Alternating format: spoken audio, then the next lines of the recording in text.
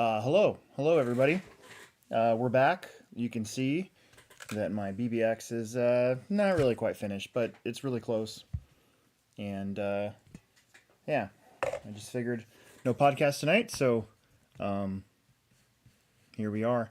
I'm actually thinking that um, I think next week I'm going to be working on the track, getting it ready for the next Techno Series race. So I think the podcast, I'm going to talk to Will. I'm going to see if we can do it the week after. So he's got um, Dirt Oval Racing this upcoming Sunday, and then the Techno Series is the following weekend. So I think that that next Monday would be a really good day to kind of discuss the goings on. There's some news in the industry today, of course, with some drivers kind of shaking up, which honestly I don't really care that much about, but kind of do. It's kind of fun. It's kind of fun to watch and see how that is, I guess. Maybe, I don't know. We'll see. Um, but with that, I'm gonna keep building this BBX and look in the chat and see what you guys want to talk about. Feel free to ask me anything. Drop a super chat if you want. That's always great. Um, Trying to think if oh shit. The J Concepts INS schedule was released today. I kind of knew about it for a little while, but didn't want to say anything until they officially said it was time. So it's interesting. It's an all basically like a Midwest series this year. All the tracks are kind of within driving distance for us. So you got trackside, which is pretty awesome. You've got RC1 in Michigan. You've got the Muscatine track in June, a month before our race in July, and then the finals at Hoosier in September. I guess I kind of like how it's not going to be the finals in December or anything like that. That was pretty tough for me personally to get away from the store. Christmas time's kind of our big deal, I guess. So last year we made it work. This year Emerson wanted to go, but we're so thinly stretched, I guess you could say, from everything that we had been doing, that it just didn't make any sense for us to go. So, but yeah, we're starting to figure out. I think Emerson and I we're going to try to figure out which ones we can go to next year. For me, the first one at Trackside is on a Techno Series race, so I'm out. The one in March is on a TCS race, and I've been enjoying being able to race my GT1 car, so I might be out of that one. And so I'm looking at probably for myself Muscatine, of course our race, and then Hoosier. The problem is that Muscatine race that might be on the Rocky Mountain Regional crawling event, which I'm gonna try to keep an eye out for and sign up for. And if it's on the same weekend, I might not go. I bet you Emerson will try to go to that one though, and with the rest of the boys from the Plex, I'm sure. So, yeah, I don't know. We'll see how it goes. We also were talking about going to the Roar Nationals, which are at Myrtle Beach in April, and might be able to afford to go to that one instead of. The timing might be right to go to that one. It is a week before our Pro Tech race though, which kind of sucks, because normally I'm building the track that week, so it might be one of those things where I come back and just hammer out a track, or maybe I build it 2 weeks beforehand. I don't know. Got to start thinking about our schedule, of course, the summer series.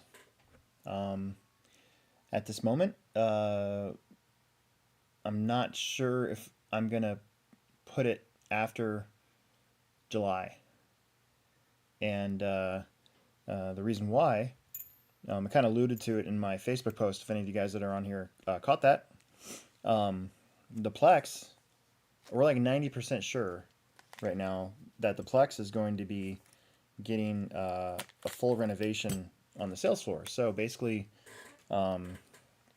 The store will be where the pits are for a while. You know, I'm hoping it's just a couple months, and um, obviously we don't want to have that during the fourth quarter. So basically, from July, August, September, generally speaking, that's when we don't have a whole lot of stuff going on at the Plex, and it'd be a safe time to do something like that. So what I'm thinking is the summer series is probably just going to be very short, kind of like how we did in 2016 when we held the Nats.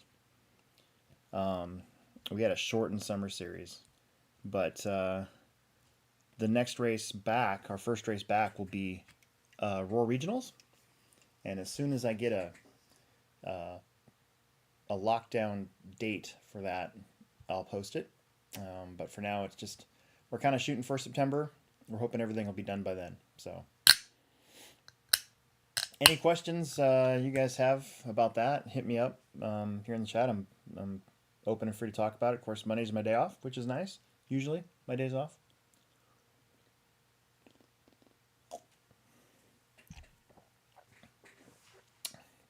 Tony says there may be no carpet racing during the reno. So basically, there'll be no, as far as I understand, there'll be no pit space. So I think the both tracks will probably be open, but there won't be any space to have a race because we won't have any pit space. So I know we won't have any like summer series races while that's going on.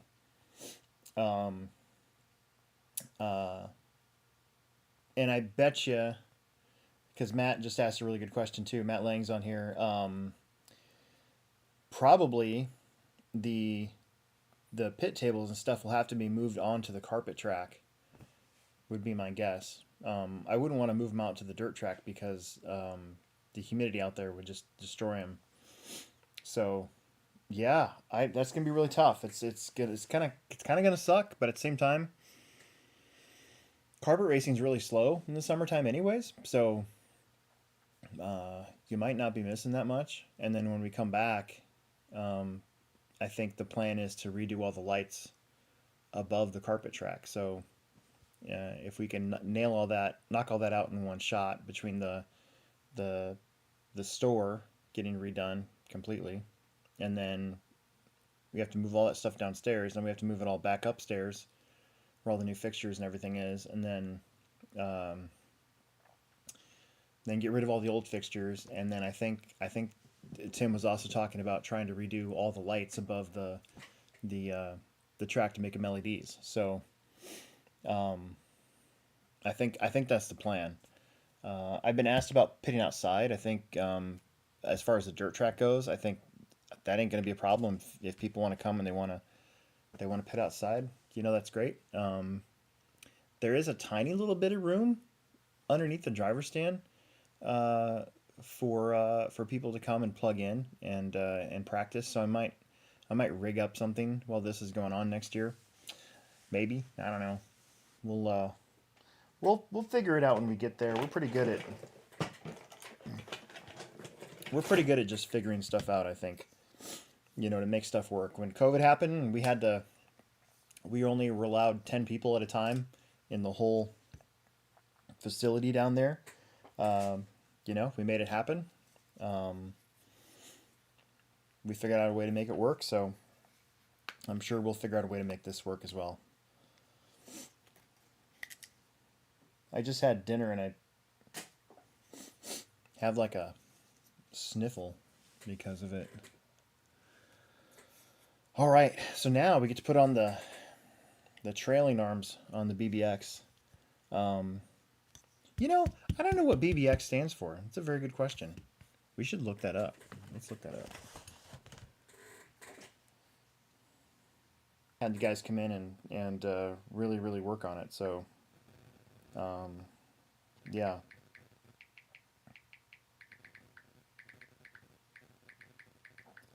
What does Tamiya BBX stand for? See, I'm not the only person to ask for that.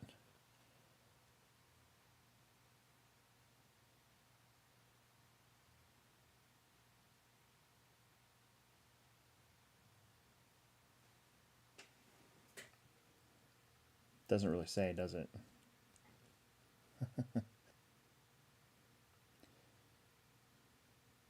The BBX kit is based on the all-new BB01 chassis.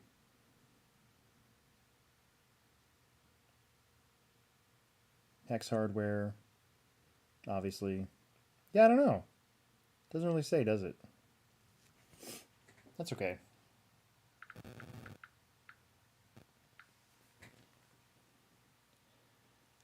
I did see the gold pan lot for sale on. They want too much money for that. It says 3 cars, but 2 of them are like not complete. So I Baja Buggy Extreme. I like that. I don't know that one car. So it has one car which is complete. I think I don't know, maybe $300. I was looking at it. If I had money, I would. Yeah, they have the battery trays, so maybe it's worth it. I didn't want to be that marketplace guy and be like, I'll give you $200 for it, and then have them be all mad, you know, because I have. That's what happens when I post stuff on there. That's why I post stuff. I post stuff on Facebook, like $100 more than what I actually want for it, because because I know better. You're gonna get those guys that are like, I'll give you a cheeseburger and $40, and you're like, oh, God, really?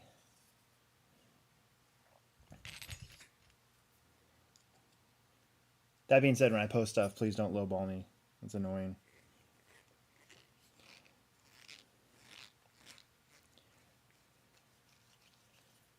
But I did see that pop up there, and I don't know. I'm not in a position to buy anything right now, anyways. Plus, I already have a gold. I already have a pretty good gold tub, so 2, as a matter of fact. So I'm not really that worried about it.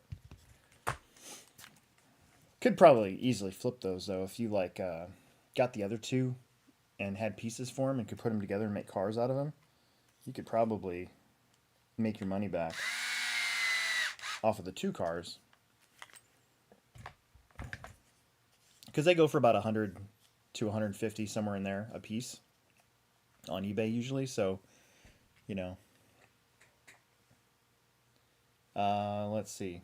Gonna paint the driver. Yes, I am gonna paint the driver. I kind of just wanted to get everything together right now. So I have a whole bunch of electronics to go through. We have like 2 just stocks and a 80 amp stock Hobby Wing speed controller, and I'm fairly certain they all work, but I need to actually. They're all missing. Almost all of them are missing the wires because Emerson likes to change out the wires on all of his cars. So I have to go and I have to rewire each one and then basically hook up a battery to it, plug everything in before I put it in the car to make sure everything works. So, because I'd hate to do all that work and then have it not work and have to take it all out and do it all over again. So one of these nights I'm going to go through and check all the electronics that I'm pretty sure actually work and get that. Then I'll install that stuff. And then when I do that, when I paint the body, when I paint the panels, then I'll paint the dude. So Emerson's got some acrylic paint over there that I probably can just lay out and use a brush and paint the guy. So I don't know. I was thinking like a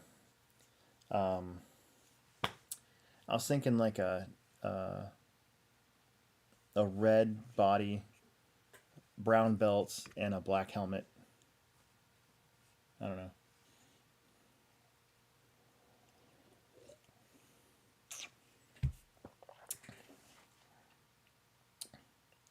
Midwest Boss, did I miss the news about the Plex? Yeah, I probably did. So basically, and I've kind of talked about this before, so it's not really a secret. But right now, we are about 90% sure that we will be renovating the HobbyPlex after the J Concepts race. So basically, what we were waiting for was the J Concept schedule to come out, so that we knew exactly when it was going to happen, and then yeah, and then go from there. So the store, we're looking at completely changing it up and doing a bunch of awesome stuff. So that's the plan. You know, plans might change in the future. You never know. Um, it's not like it. It's not like it. If something happens and we have to delay it again, um, you know, that's going to be necessarily a bad thing. But um, yeah, I'm really excited, to be honest with you. Like the idea is, you know how if you've ever been to the HobbyPlex or you've seen videos about the HobbyPlex, we have all of our parts are kind of blocked off in a big L shape on one side of the store. And we have this nice RC counter and a lot of room in between so people can queue up there a little bit and wait their turn. But, you know, half of that floor is just for us, just for the employees. So, so far, all the drawings and renderings that we've done, all that's going to get opened up. All of our parts are still going to be behind a counter, but it's going to stretch from one end of the building all the way to the other. And we'll have new cases, new glass cases, hopefully like a workbench or something for repairs. And then there'll be a center island as well for checkout. And there'll be some nice counter space there too, I hope. So, yeah, I don't know. It's going to be really exciting. It's going to be nice to kind of open that space back up so that when you walk in, all you see is this big store. That I'm really looking forward to a lot. So, so far, all the drawings that we've done, everything, it should work out. There'll be little bit of overlap of stuff. So, you know, right now all the RC stuff's on one side and everything else is on the other side. This gives us the opportunity to kind of put some stuff right in the middle and help kind of let people kind of float around the store more, you know, instead of just being tied to a certain area. I mean, we did that on purpose, you know. We just we don't like stuff getting stolen from us, so that was part of the deal. I was getting frustrated, feeling like it was too easy for bad people to grab something and just run out the door, you know, and so that's kind of why we did that initially. It also made it, for me, it made our employees better too, because we had to, no matter what, we always had to interact with people and then make sure that they were getting the right thing. And it took a little time to get the staff at the time into that, and then from that point on, you know, all the new hires and everything, that's just what they knew. They didn't know anything else. So I think that's made us better as well. And you know, most of the parts will still be behind some counter space, but I think everything's going to be visible, a lot more visible for everybody. Right now, the Team Associated and Team Losi stuff is kind of tucked back where nobody can see it. I think that's going to change when we get this done. So I'm really looking forward to it. I can't wait, honestly, for next year. Plus, I get like 2 months off in prime fishing season, so late July, August. I'll probably take my vacation in August, since there won't be any, you know, racing.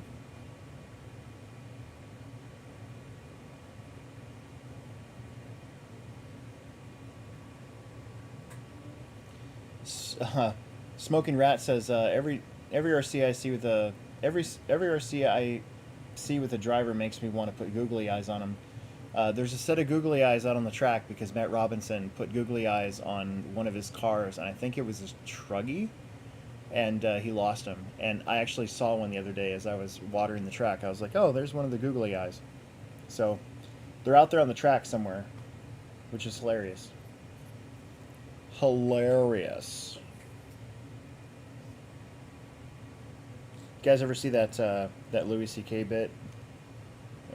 I mean, he has a whole show called Hilarious, but the bit is about words that get overused, and like hilarious is one of the words. That's hilarious.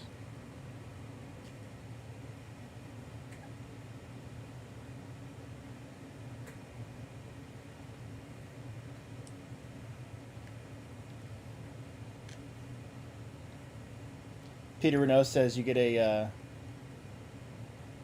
glue a fro to the driver. I could. I still have.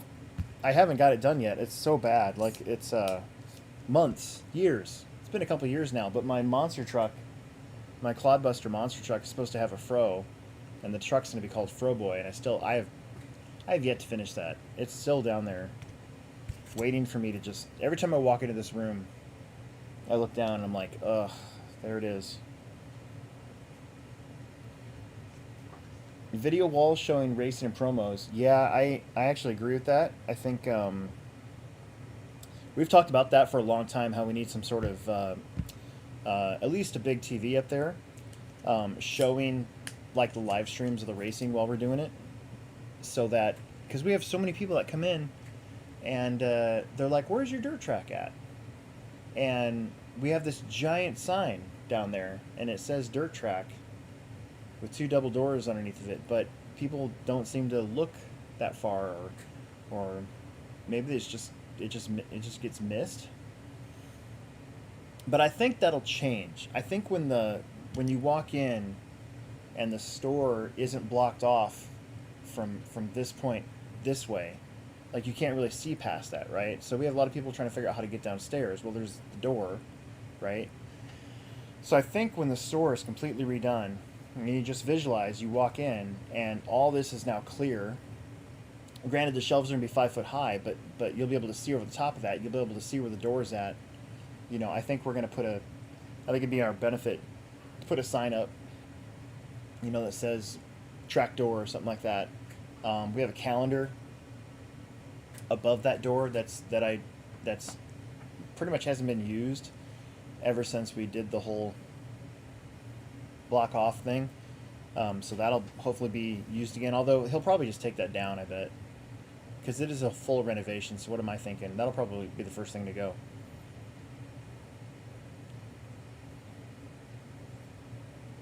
But I do think we need some sort of like TV. I think it'd be in our benefit to do like a promo video, you know, cut like a couple minute, almost like a commercial, and just have it run on a loop or something. Either get a professional to do it, or hell, I mean, I could probably figure out a way to do that. I have a good camera. Yeah, I know, it's a good idea. It's something we've actually talked about in the past. So, funny story is, it took so long for us to get one big screen TV, and now we have like, between my house and Tim's house, we have like 3 televisions that that are just waiting to get put up for more Race Vision TVs. That's something I'm going to work on next spring, is getting more live time Race Vision TVs up so that everybody can see when their heats are up and stuff. Okay, I'm talking. Let's at least put one of these together. So, so we're on the trailing arms. Got my shocks are done, and got your drive shafts.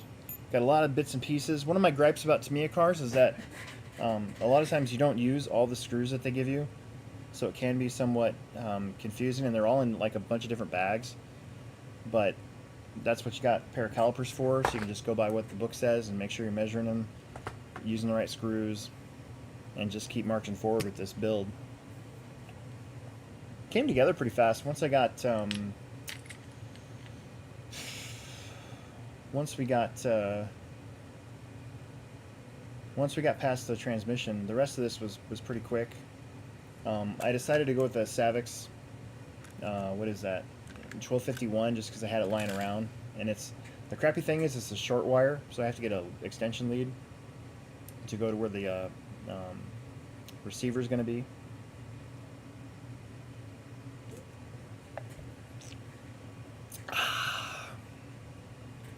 It's my day off. I made a special trip to Walmart today just to get a couple kickstarts, and also I got a new book, so I can start drawing track designs for the ProTech race and for this summer's INS race too. So I'm Really looking forward to that. Not the work that it takes, but I am looking forward to the races again. I want to do a split lane. I've been thinking about this for a while. And we always do something kind of goofy, different for the INS race. And a split lane is something I've been thinking about trying to accomplish for a long time. And the problems with split lane is that you always have one lane that's faster than the other, so nobody uses the other lane. And so I'm trying to come up with a way that both lanes would be equally fast and you just get to choose one. And the other problem with split lanes is that it does take up a lot of room. So, but I'm going to make it happen. I'm going to be able to do it, I'm sure. I just got to draw it out. I just have to draw it out. Matt Lang says that he could see people being nervous, like they aren't supposed to be down there when they're busy. I know. I see that too.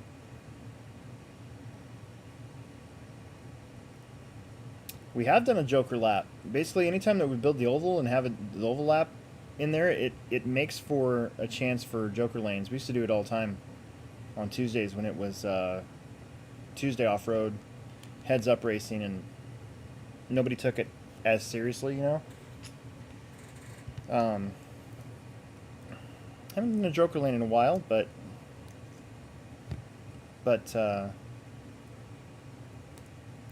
the opportunity is definitely there because of the oval. The oval makes it easy. Basically, you just go around the oval and go straight instead of cutting back on the inside. So yeah.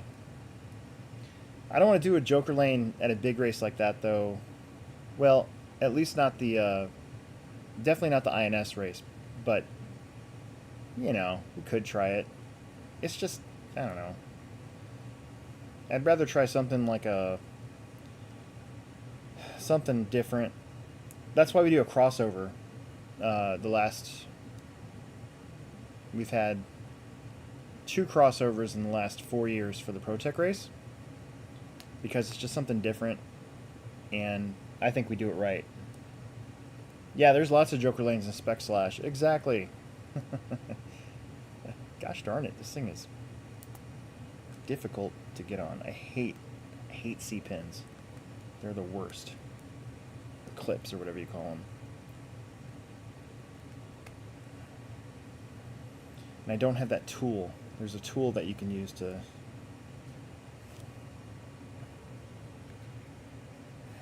Axle ring. These things are the worst. These little guys. Super duper annoying. But they do go into this hole right here.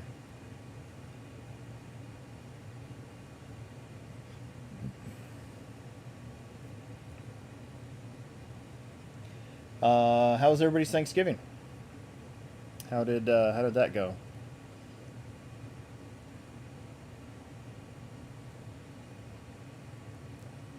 Alright, I got it in the hole. And I should be able to just sort of... There we go.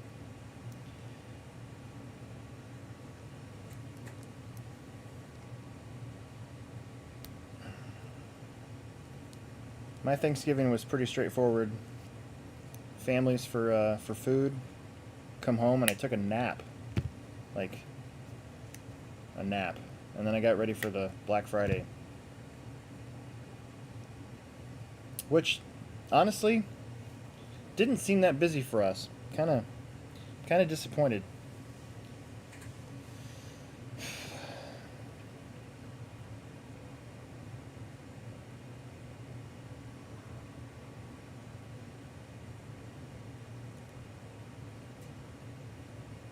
Lions lost, so it turned out like every year. I was gonna say the Lions play every Thanksgiving, but don't they always lose?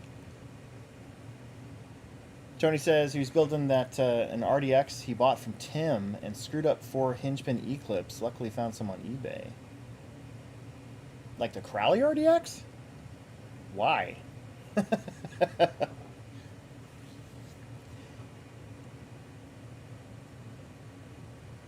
didn't eat too much food. I didn't do too bad on that. I was actually pretty proud of myself. We had a second Thanksgiving dinner on Saturday though, and I did eat a lot, and kind of paid the price for that one.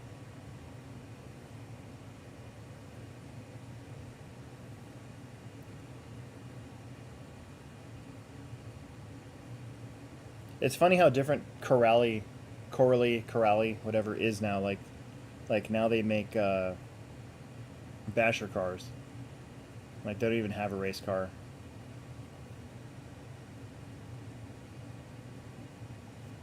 It's so weird.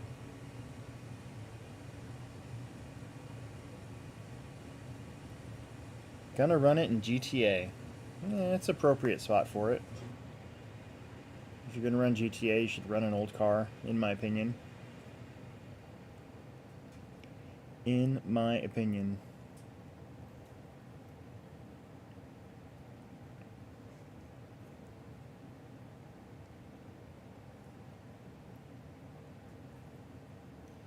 I may or may not bring out my Tamiya car for a Sunday race finally. The last two Sunday races, I think I've been gone on road. I know I was gone in October, and I know I was gone in November. But I might race it on the, what is it, the 17th or whatever that is? Whatever one.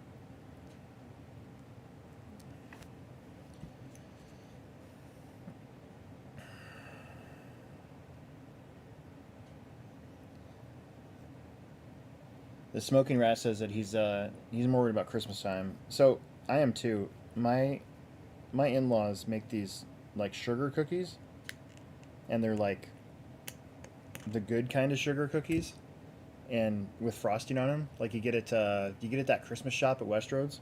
They're just like that, and I could literally just eat those. Like those would be all I'd eat. I wouldn't even bother eating anything else. I don't even care about dinner. I would just eat those. Those are my favorite by a lot. Those are definitely my favorite. Gosh darn it. I hate these things, especially when it's from the other side. No, I know. Peter says he stopped worrying. I don't really worry that much. I don't really care, to be honest with you. I don't really care. That's why I keep drinking these things. What do I care?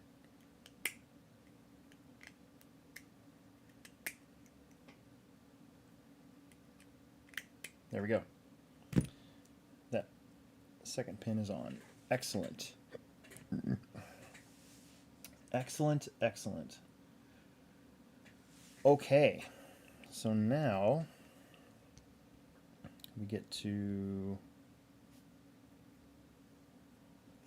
push this one on there.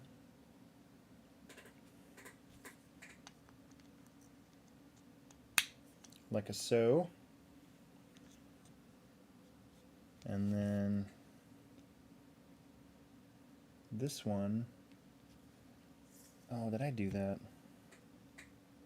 I did do that, didn't I? I'm dumb.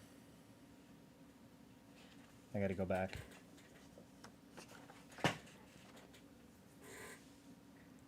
I was not paying attention.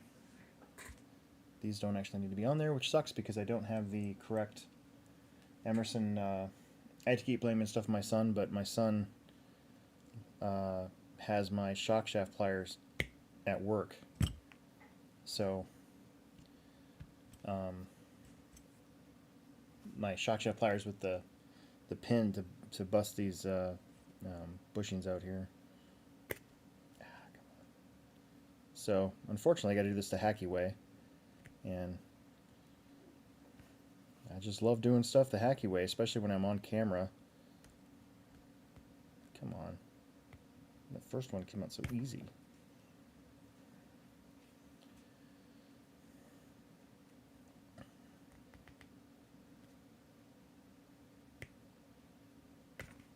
Holy crap. You piece of crap. Get out of there.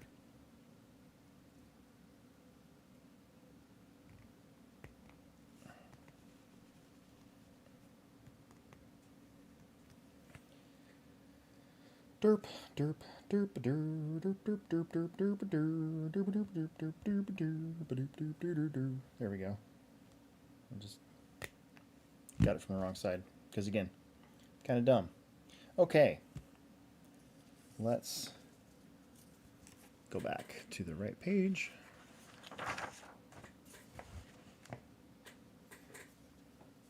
Wonder if Emerson would be up to the task of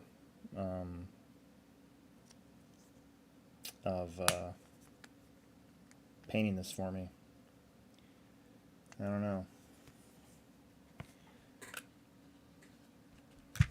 Let's get these over here. Tried watching On-Road last weekend. It's not for you. Yeah. On-Road is fun. I don't mind it. I've raced a lot of different RC cars. I think the only thing I've never competed in is Nitro on-road, either 8 scale or 10 scale. I'm trying to think if there's anything else. 5th scale. I've never tried to race any 5th scale stuff. Mostly because I can afford it.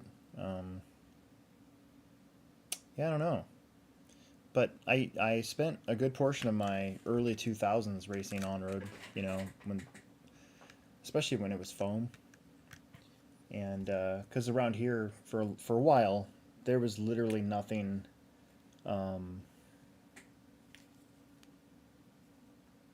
There was really nothing to race but that. Like, if you wanted to race RC cars, you had to race. You had to race on-road. You just didn't really have a choice in the matter. Okay, so these two. But obviously my preference is always going to be off-road, on dirt, on clay, whatever you want to call it. That's always going to be my preference.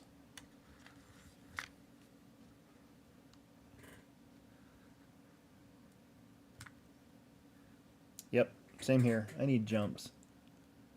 3x16, which should be this. Let's double check. I have to use my broken pair of calipers that were in my junk drawer because my good calipers are in the HobbyPlex tool bin. Because somebody decided that I didn't need them.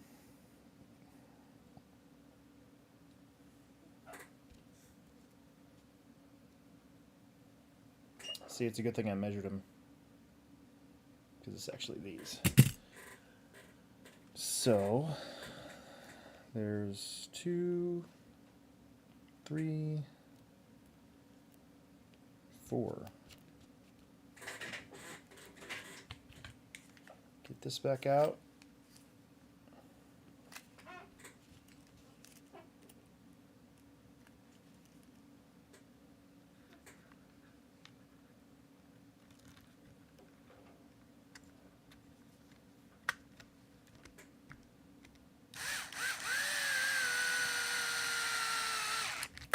That one.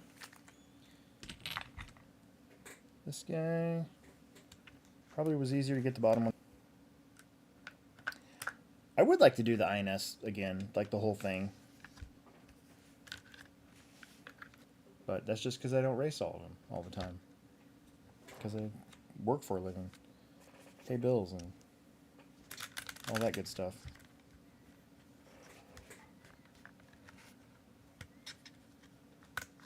Man, this...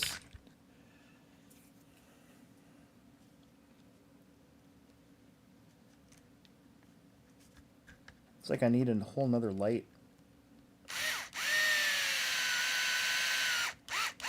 Wow, I guessed on that one, and it just went in. Oh, really?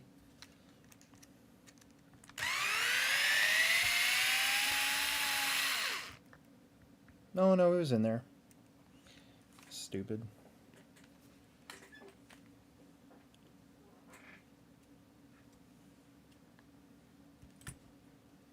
Anthony Sandy says the first time he saw off-road dirt racing was at the Exarban track. Really? That's that's kind of where I got back into it after a little bit of a hiatus. Oh, there we go. Because I'd raced at Rockbrook and then moved away from Omaha for 9 months, went to Kansas. When I came back, Rockbrook only lasted for like another month or something like that when I came back, and then soon after that, I got out of RC for a little bit because there was nowhere to race. And then I found Exarban, actually thanks to my friend Matt, who Emerson and I stayed with at that Fastlane race in Kansas City this last 2 weeks ago. It was actually at Matt's house, so but that's kind of where we got back into it too. That was a nice track. Like, it was big, and Rob Connery still races with us too. You know, that was the first track that I ever seen that had hard PVC pipe. And because I think he had gone to California, and like SoCal, you know, had that kind of pipe. And so he wanted to have a track that kind of had that West Coast kind of flair to it. So I always thought that that was pretty cool. Millimeter should be these.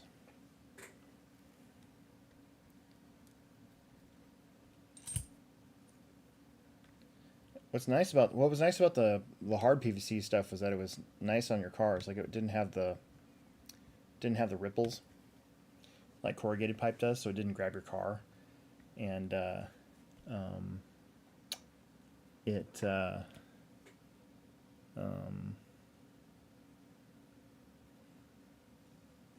3x12. That's got to be these, right?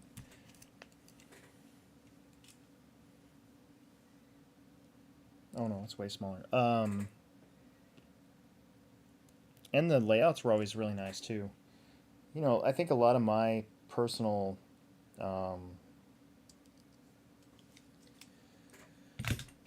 style still comes from that track, like Rob's track.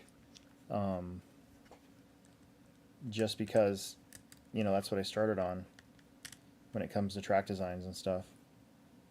I think that had a lot to do with it. Oh, what am I doing? So we need these. I don't know why they don't have you put this on first. It's going to be easier.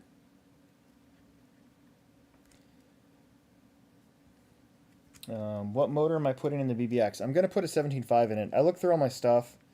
I thought I had a Hobbywing 17.5 somewhere, but I think I sold it when I sold Emerson's roller, low-C roller, to one of our PlexBet kids. I think I put a 17.5 in it, so I'm probably just gonna go eventually and get a cheap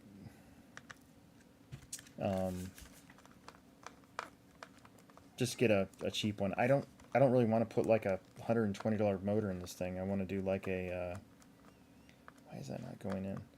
I want to do just like maybe a Hobbywing locked end bell one, but then the problem with those is they're locked end bell. So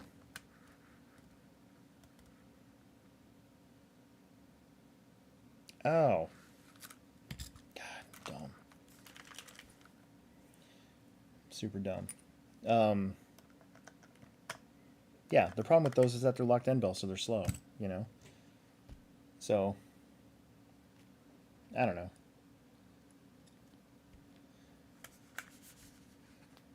The HobbyPlex needs a Discord server.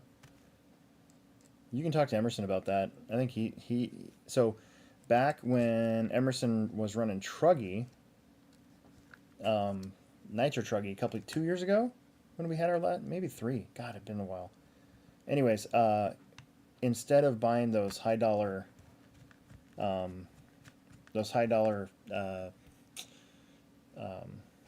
communication headphones, we just I had my noise canceling headphones and he had his, and then we just used the mics on those with a Discord server on our phones. It was a super cheap way to do that, and it worked really good. Except for the engine noise, like you could pick up a lot more engine noise that way.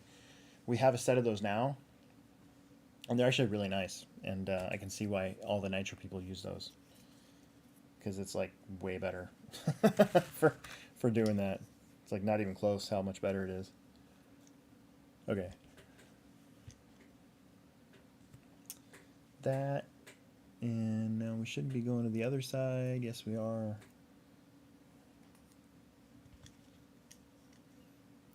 Matt Lang asked a question: how are they bending the hard PVC? So from what I understand, Rob had that pipe specifically made, so we had to order it, and then they bent it when they made it, I guess, if that makes any sense.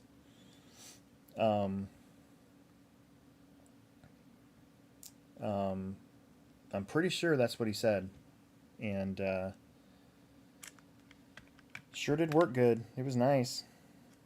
Your car would catch on the joints. I will say that your car could, just like our track. You know, when you put our pipe together, it can catch your car on those joints. But back then it was still, if you did it the right way, you're going with the joint, not against the joint. So it didn't really matter that much.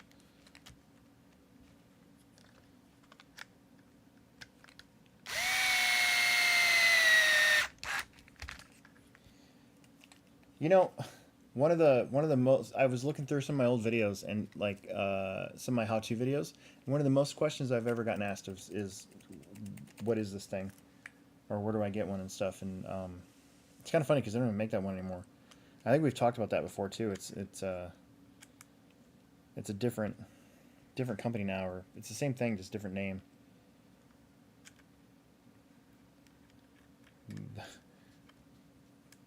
But I went back and I answered every single one of those questions that I got asked about it. I was pretty proud of myself. I try to answer stuff on as comments come into any of our videos for the HobbyPlex show. I know I don't always get to all of them, but I try to answer them, even when I don't know the answer. I try to get to them.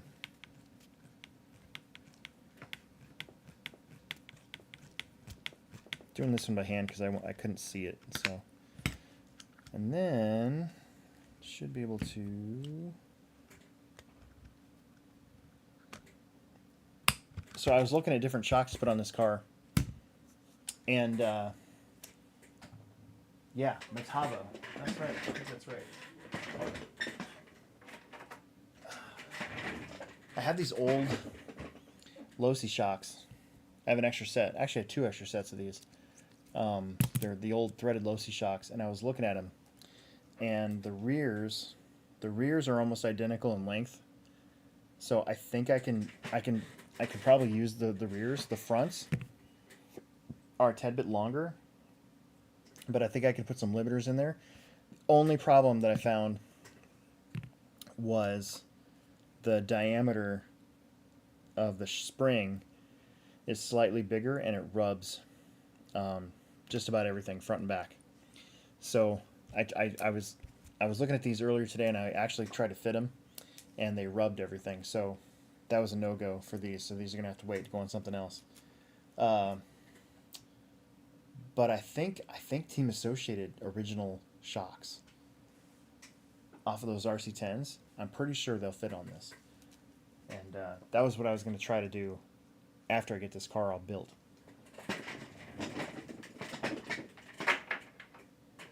The sad part is I don't have any extra. I used to, but I don't now. So I'm going to have to either stumble upon some, or when the Associated cars come out, because you know, they have this clear one, but I saw Peter made a comment earlier, and I have a feeling they're going to come out with the gold tub again, and because they just announced today they got a body and the white ball cups they're gonna make again. Telling you, I bet you they're gonna re-release the gold tub too, like they did before, and I can't wait.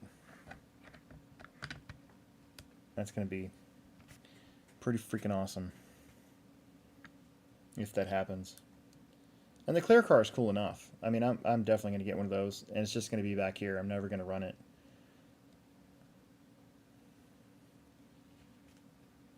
But would be pretty rad. We like rad stuff.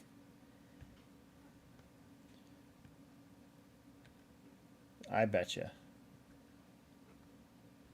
Like I think we talked about that last week too. Like,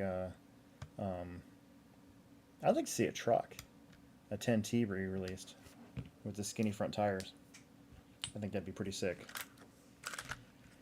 But I also think if they re-release, if they not re-released, if they ever came out with if Team Associated ever came out with a mini B6, like a to compete with a mini B, like I think they'd sell a shit ton of those things. But it's been a couple years, and since the mini B's come out, and nothing from the other side, so maybe that won't happen. Would be pretty sweet though.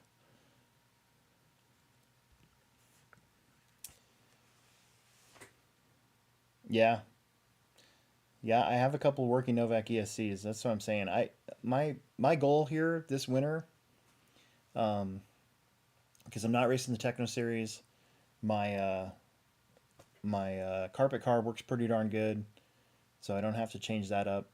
Um, my goal for this winter is to try to get one of my vintage cars like actually running, with as much original equipment as possible. Obviously, the radio and stuff. You know, just gonna have to deal with the fact that I don't have working one of those. But I have a couple of working speed controllers. I know I have some working motors. Um, the servo I might not make old, just because I have so many good. There's so many good servos out there and they're cheap. Um, Plus they're way more reliable. But um, yeah, I would like to get one running. That way, if there's like how Hobby Haven did their vintage thing, they happened to do it while I was going to World, so I kind of missed out on that. But next year, I'd like to take this car along with me, along with a vintage car to race out there if they're going to keep doing that. I think that'd be freaking sweet. And I think there's something like I think it's not just a nostalgia thing. I think that there are some RC people out there that are kind of tired of the super high traction, um, indoor slick, type track. A loose dirt in the 10 scale realm. We've had it in 8 scale now for a long time. If I kind of tell people if you want the outdoor experience, you got to get an 8 scale. But I think that there's definitely a want, um, for that kind of racing again on the 10 scale side. I mean, look at this car. That's pretty freaking sweet. Good old trailing arm. That a Hornet or something like that, or even like a Falcon. Because this is trailing arm.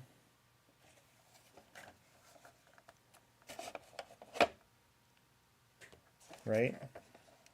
Look at that. Oof. I mean, granted, this car's old, but still. I mean, you look at the transmission here.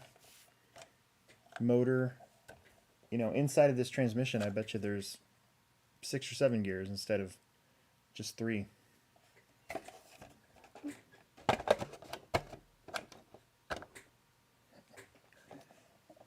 That's pretty awesome. What's that?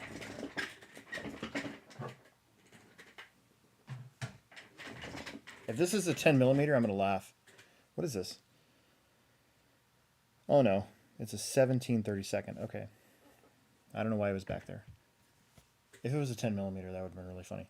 But this is pretty slick, guys. I mean, this is very clean. And that's pretty awesome. Okay, I'm gonna turn this guy around because it's facing the wrong way for ease of adjustment.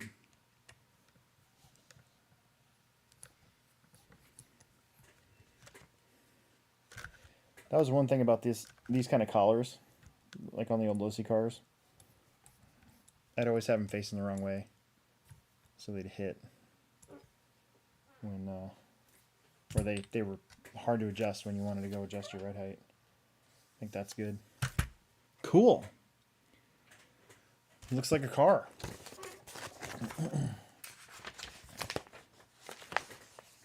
I think what else is really neat about this this car is that it's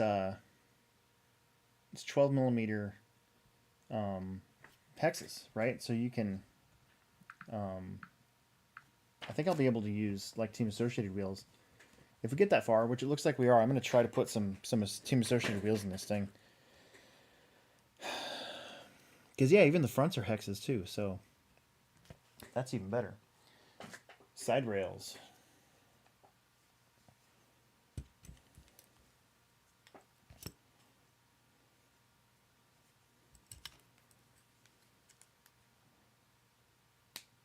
Yeah, I have two just stock speed controllers that I really want to use here with a 17.5. And that way I can just run it. I want to race this thing. Like, I want to actually race this thing. Again, I'm thinking like Hobby Haven some Wednesday night in the summertime. You know, I should be able to get away and go race their race program. I think it'd be awesome to take this car sometime.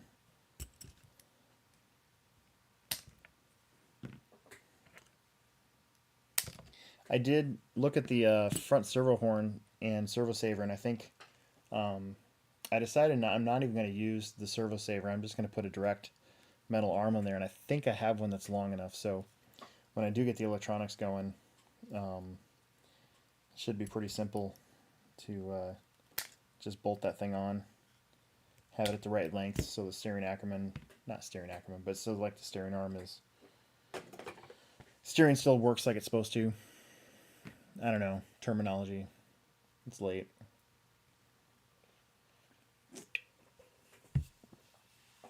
That's why it's after hours. Okay, so let's do this. And this.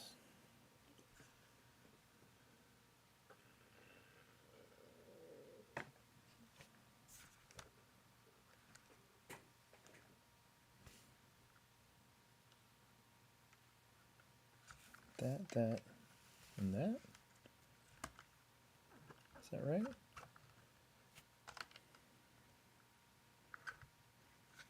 Looks like it. Okay. 3x8s. 3x8s.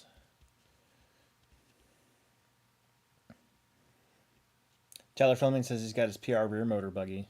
Yeah, dude, that's what I'm talking about. That car, and isn't there a Kyosho one? Like a Buggy Master? Is that what they call that? And then doesn't Yokomo have one? There's that LRP car. I wonder if they're all the same car. They can't all be the same car, right? Like, but they all have that same kind of rear motor look to it.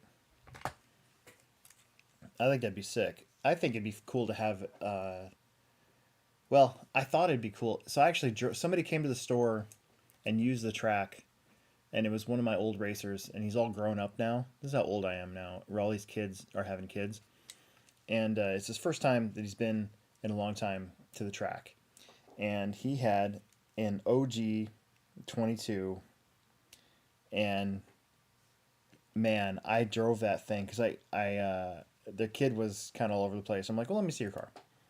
So he let me drive it, and that thing pushed like the saying is it pushes like a dump truck. And this car literally pushed like a dump truck. Like it would not turn. You're so used to our cars where you just turn the wheel and then they wrap around the corner and everybody goes. And this car, because it had traction, it would not turn. So I don't know. Maybe I don't want to get one, but I think it'd be cool to have.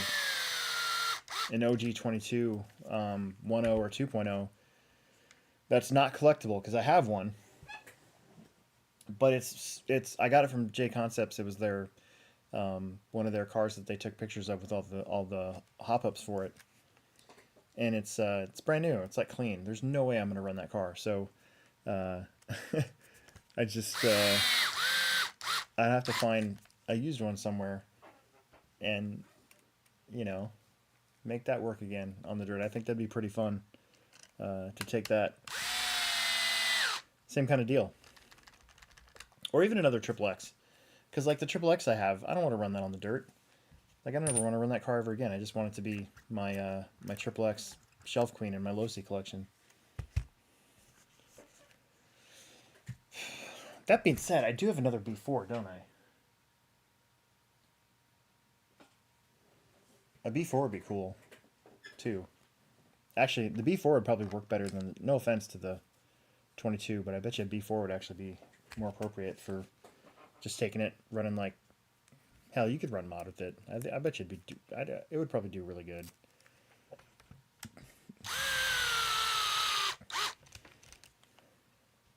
I like going back and driving, you know, somebody's old car because you kind of remember how well they actually did work.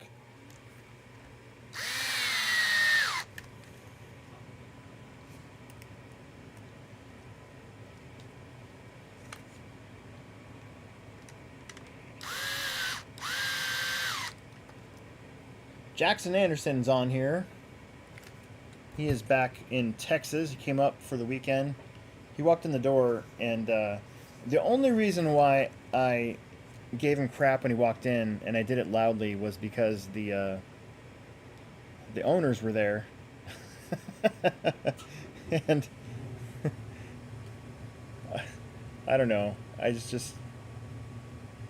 knew I always like it when I know people that I can give crap to and they're not going to get all mad. You know?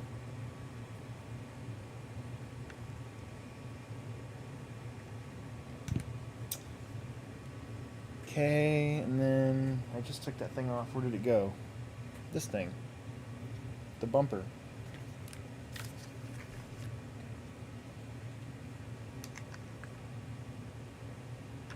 Three by 10, which would be, pretty sure it's these guys. Yeah, Anthony Santi, don't you also have a Triple X SCT buggy? Do you still have one of those? That I'm jealous of. I actually would, if I had any money right now, you know, try to buy off you, but I don't. So I just have to live with my my Triple X truck that I have, which I'd actually like to get that thing running again, just because I think it'd be funny.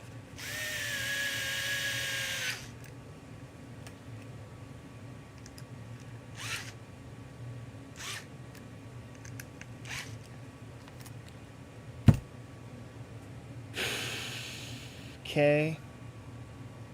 This goes inside of here, and I'm going to move this up because otherwise I'll drop it on the ground and that'll be bad. And actually, the way we're going to do that, so these little, I don't know if you guys can see this on camera, but there's these tiny little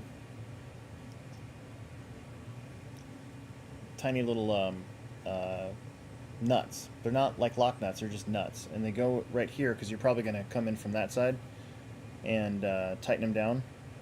And so a nice easy way to put these on, here's a pro tip, is to do something like this. So I've got this little pick. Actually, one of our viewers actually got me these a while back. But slide this guy on the pick, or anything else that I guess is kind of pointy, and then you can just kind of plop them in there without worrying about them dropping on the ground. Look at that. That was way easier.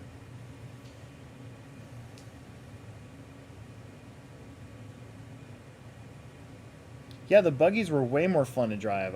I'm ticked off that the buggies didn't last, because I think out of all the short course stuff, but see, the problem with the buggies is the bodies were not as I think part of the appeal of a short course truck, what's left of the appeal of the short course truck, was the bodies. I think being able to paint that big body and it's just a big canvas for people to use, and so I think I think that was part of the appeal.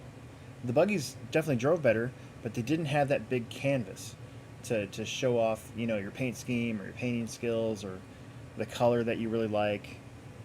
Um, I really think that that was part of it. Why the trucks always did better than the buggies.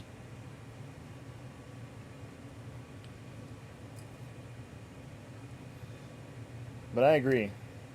Buggies were way more fun. Still can't believe I got second, or I got taken off the podium in the 2013 short course showdown. I think it was the year after the first year when I blew it.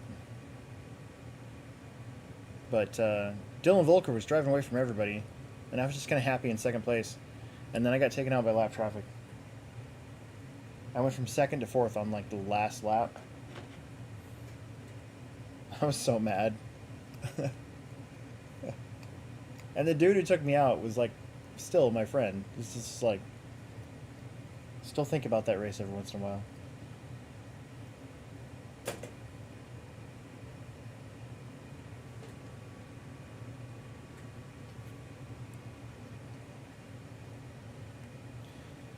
I remember, I think Scotty Ernst was like partially upset that that round of the short course showdown had the most buggies ever at a short course showdown race. I think in the 3 years that he held it, or maybe 4 years. Was it 3 or 4? I think it was 3 years. But it was intended. He intended it to be like a beginner class almost, and so it was Dylan Volker, me, Scott, David Fast had one, but then like anyways, but we did give him the best turnout ever. It was at our place.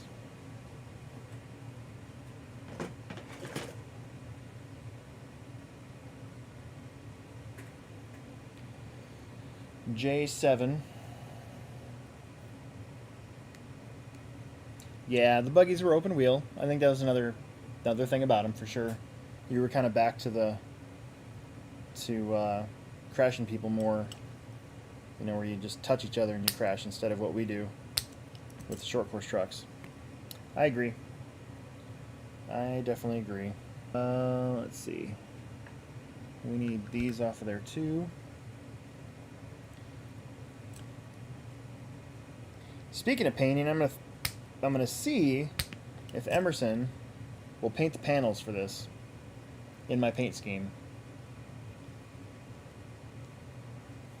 So we'll see. If not, I'll probably just paint them red. Put some HobbyPlex show stickers on them and call them good. Kind of like I did with my quick World's Body that I did. Anthony says, yeah, I remember racing Dylan. He was stupid fast. Yeah, for sure. He actually just had a baby. Him and his wife, I think. Just had a baby. Not that long ago.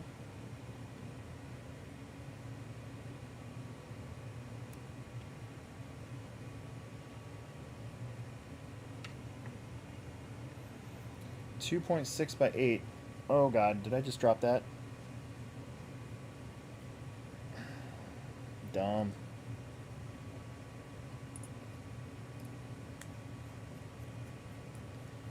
He had actually, that's not going in there. Is that right? That can't be right. It says 2.6 by 8, but I don't think that's right. There's no way it's 2.6 by 8, because that's a 3mm screw.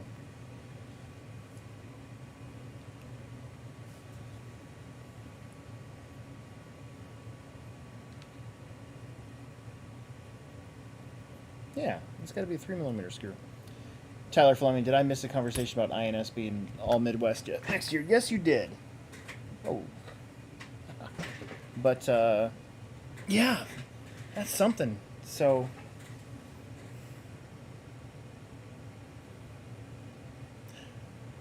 I, I wonder if it's because I think I think the J Concepts crew kind of understands that sometimes there's just too many races. Like, they start to overlap, and then you got to pick and choose which one to send a team to, um,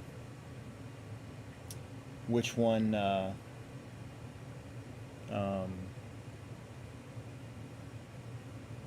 can everybody get to all of them like they want? And so I think that's why they did the condensed thing. I actually kind of like it. I do like the idea of how they're doing it.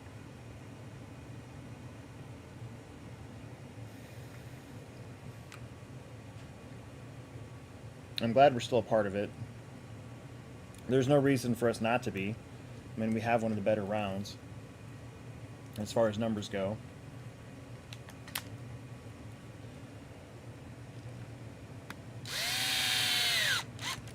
Next year, I think I'm going to the Hobbytown convention. It might be Cameron, but I think I might be going.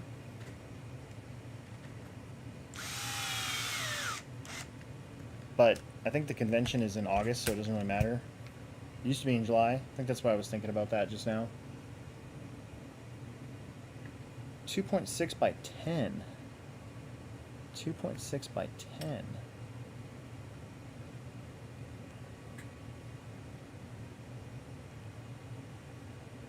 That's got to be these then, right?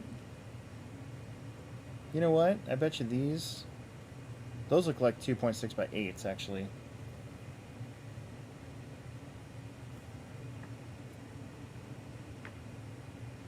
In fact, I bet you that's what those are. That makes sense now. Where's the other one of those little guys? This one? This one. Haha! There we go.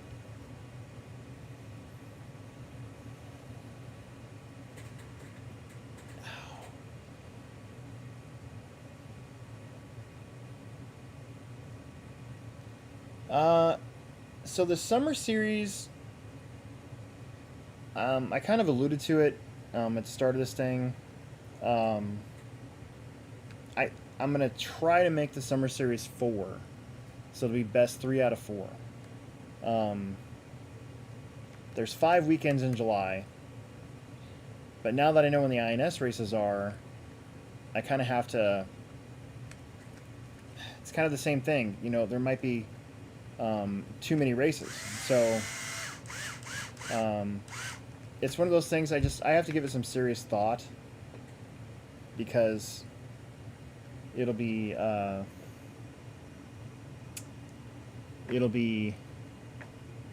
too easy, what am I trying to say? I have to give it some serious thought about how I want that to be. So it's tough because, again, the Nationals are the week before the Pro Tech race, and I was actually thinking about putting a Summer Series race in April. That's how we used to do it. But the timing might not work, because if Emerson and I go to the Roarnats, well, then I'll have to build the track probably the week before for the Pro Tech race, because when we come back, it'll be Pro Tech race week, and I don't want to build the track the week of, because if something breaks down or something, it'll just be a disaster. So it'll definitely be the same weekend it always is in May, which is the week after Mother's Day. And then I looked at it, and I think I can squeeze one in the first week of July. Sorry, the first week of June and the last week of June. And then the following week would be the INS track build, and then the crawling event, the Flex at the Plex, on that Saturday. And it would just be an open track day. That's what we've been doing the last 2 years, and I really like that. It seems to work out really well. It could be possible where if we find out when the renovation happens, you know, it could be possible where the renovation doesn't start for a couple weeks after the J Concepts race. So maybe I could put one in July. Um, you definitely don't want to do it July 4th weekend. That's the reason why the INS race is the way it is right now. It's tough. I mean, scheduling is going to be tough next year because I don't want to I definitely don't want to overwhelm. Um, I don't want to overwhelm everybody's schedule because I think that'll hurt everybody. Um, but we still need to have our races when we should have our races, if that makes sense. Am I missing something? Oh, I am missing something. See, I'm talking and I'm missing stuff. Where did that go? So, Steve, I don't know yet. that's that's where I'm at. I don't know yet. I still need to get through this winter and all the stuff that we're doing for this winter, you know, and then figure out what Emerson and I are going to do next year and all that. So,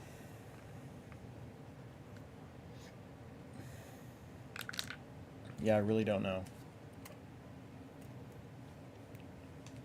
Jackson Anderson says there's rumors of Hobbytown buying NDRC because NDRC, I believe, is for sale.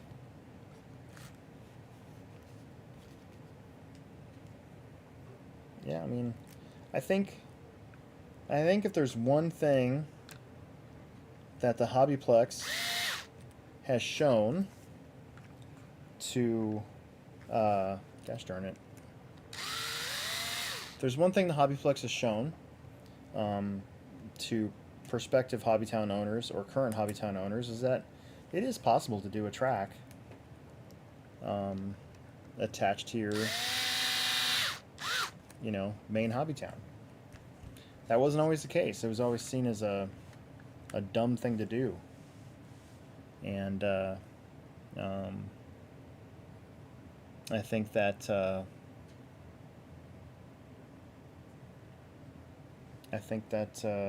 you know, we've kind of shown that you can do that it is possible to do such a thing and get it done. Do it right.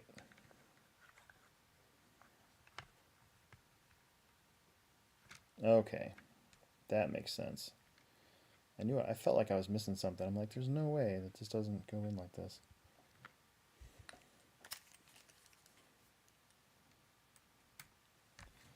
That being said, you still have to have kind of the right how do I put this? Every track that's successful out there has a guy, right? So, like Hoosier RC, for instance, it's got Angela and Eddie, right? And of course their kids and stuff too. But like Eddie's the guy or the gal, whatever. Beach RC, you know, it's got Brent, right? Moore had Chad, has Chad. OCRC had Robert and his son Nick. You know, every place has to have a guy, and if you're trying to do a track without a guy, it's not going to work. You know, I think clubs all too often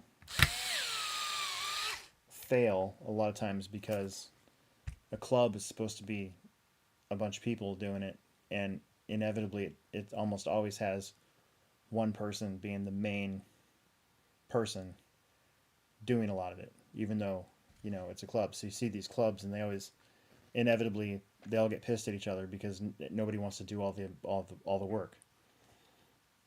So I think like where I'm at with the Plex, you know, I was doing some retrospective insight on stuff. That's 20 years. 2004 is 20 years. You know, the off-road side, I've been the guy. and I've gotten kind of tired of it every once in a while, to the point where I don't want to do it anymore. But that kind of goes away, and I like being the guy. The on-road side has had Tim. Tim's worked there longer than I have, so 1998. So that'll be for him. It'll be 26 years, right? Uh, and he's the guy, and it works because he's the guy. He's the one that holds that together.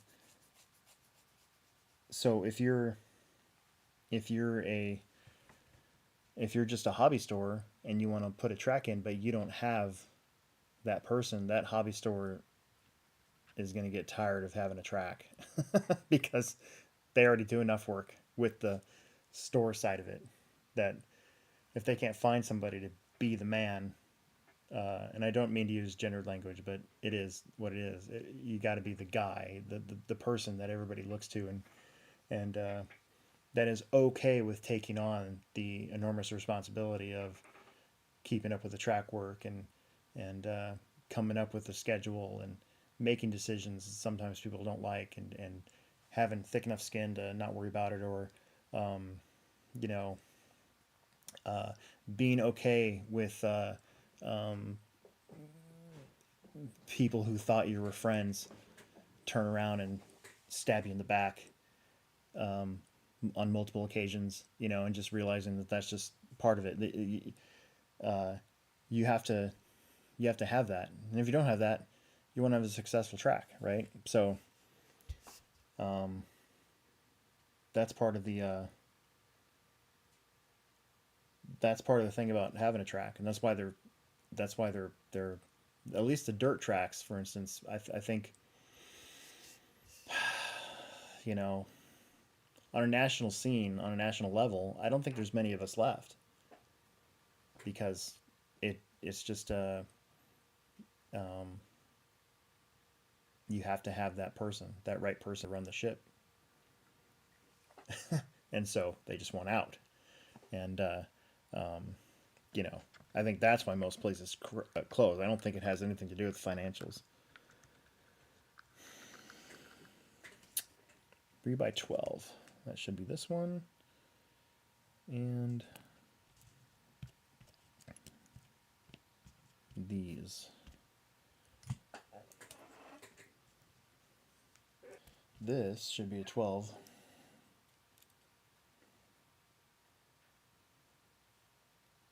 That's 12 right there.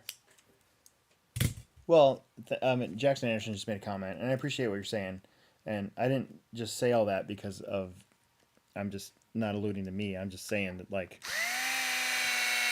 as somebody who's been doing this a long time, you know, if you don't have that person, it's not going to work. You have to be able to deal with so much stuff, and you got to be able to learn how to block it all out and be okay with the way things are. That and you also have to learn how to bite your tongue. I mean, there's some stuff that just is better unsaid when it comes to running a track, because you're better off just keeping your mouth shut and kind of going, you know, whatever. I think that also has a lot to do with it. It's the less drama, the better.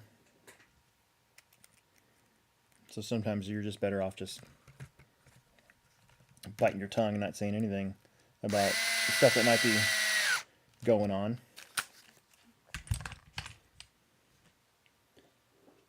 That's pretty cool. Is that it? Did I get those in there? Okay. I was forgetting to put this piece on. I'm like closing it up. I'm like, well, this doesn't feel right. Why is this not right? What is that? Oh, transponder stay. This thing has a transponder stay. Is that what that piece was? Where did that go? Oh yeah, that's what that is. You know what? I'm gonna put this on because I might need it. The only thing that sucks about this transponder stay is it's way back here. Wouldn't you want the transponder way up here in the front? but whatever. I'll put it on there. Tony says, "You finishing this build tonight?" I think so. I think I'm going to glue the tires up, and I'll at least get. I mean, it's essentially it's almost done. The whole thing is actually almost done.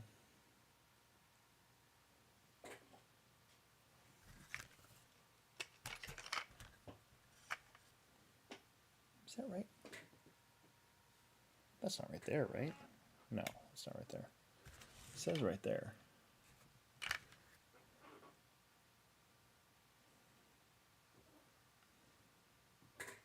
Or does it go up here?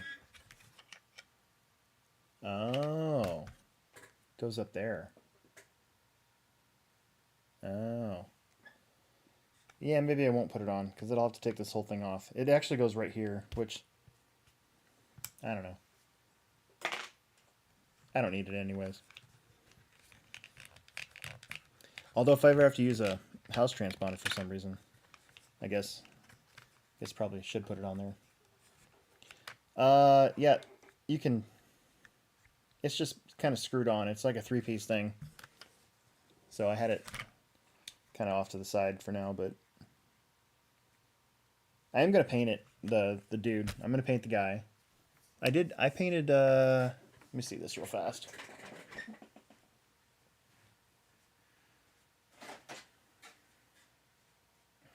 No, that's the, where's my guys at? So my interior on my crawler. Ooh, I wonder if I could change helmets and just use this one. I bet you I can. I might do that. Are those helmets plastic? I'll be right back.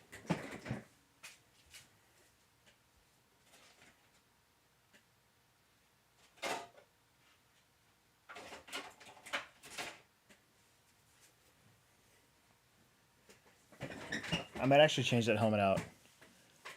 I think that'd be really, really cool. So yeah, I think I might actually do that. Okay. We are almost done. I feel weird having all these leftover screws and stuff, but I think that's just how they roll. Like, I don't know.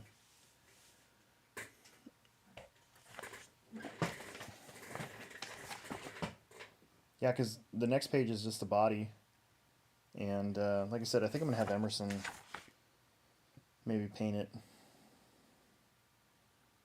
There's some, yeah, those are all the body pieces.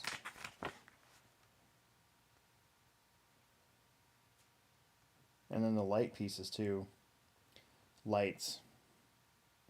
I'm going to get some lights for this thing. So Yeah Racing makes this like $7 LED light kit. I'm 100% going to have lights on this thing.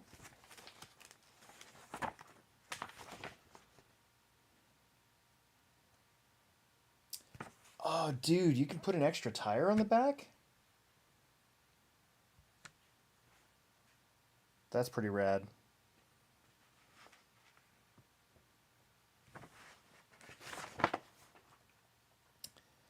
So, okay, guys, listen up. So I've griped about instruction manuals before, right?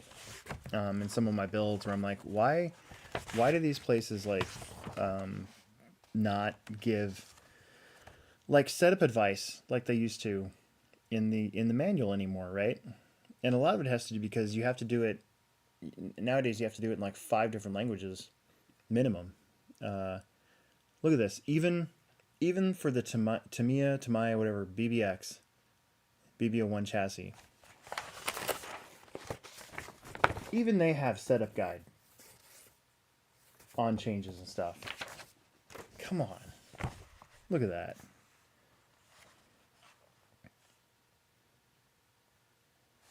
Adjusting, so for instance, toe in, toe out. Adjusting the car to toe in a little by pointing the wheels inward provides the car with good straight running, and moderate steering. Toe out, which points the wheels outwards, gives sharp steering response. Begin with a little front toe out and work from there.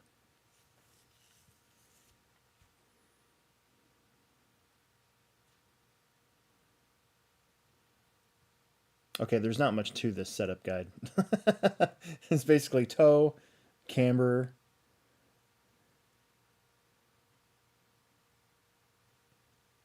It doesn't give you anything. I mean, it shows you how to change caster, but it doesn't give you like what caster does. So I guess it's not that great, but at least it's a start.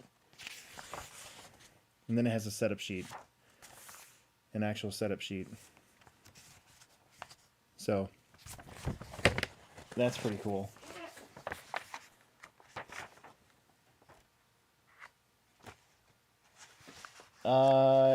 Tony, you just asked a very good question. Point in fact, I was actually going to tell you when you were buying your glue not to buy that glue. And I got distracted and wasn't able to tell you not to buy that glue. So I do feel bad, but you shouldn't buy that glue. That's really thin glue, and I don't recommend it.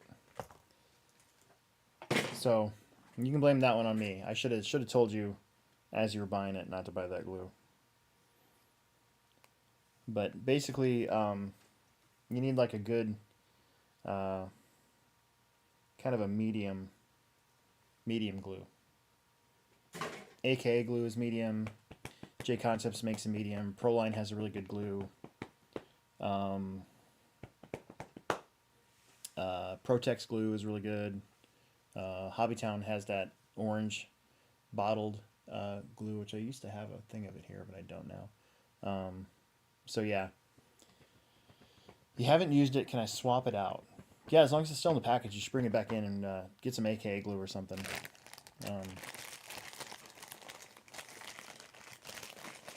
Loctite super glue? Blasphemy. Yeah, J Concepts has really thin glue and they've got medium glue, so I'd bring it back and go with the medium instead of the super thin stuff. Because the super thin stuff is pretty much how you glue your tires, or you glue your fingers together. And that's no bueno. No bueno. Here's the light buckets. So tomorrow, I work tomorrow, I'm going to get some lights. And we're going to light this car up. I think it'd be pretty awesome.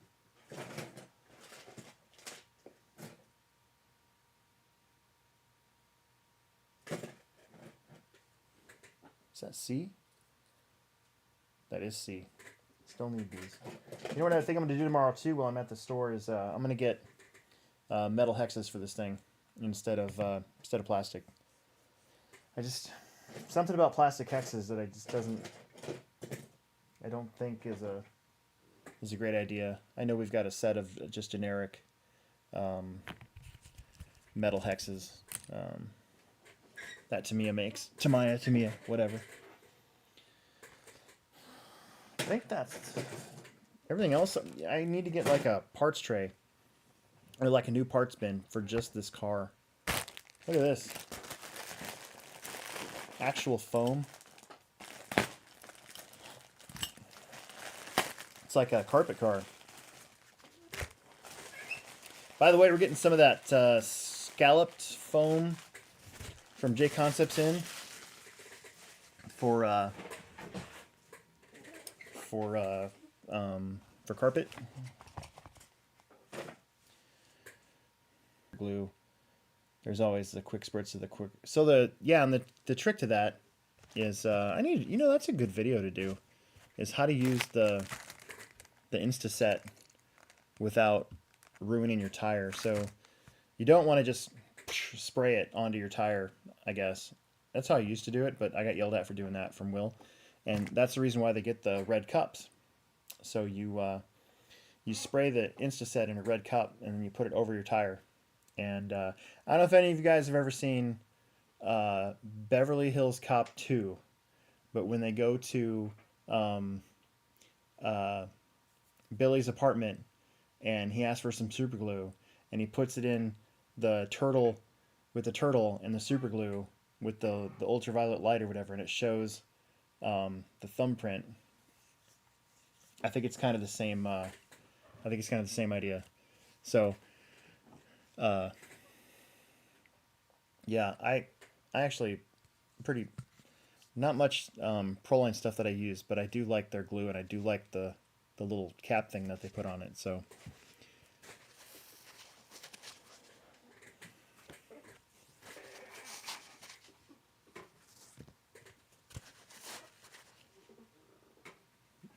yeah, and on road tire or not on road, I should say carpet off road tires are notoriously hard to glue, and that's why.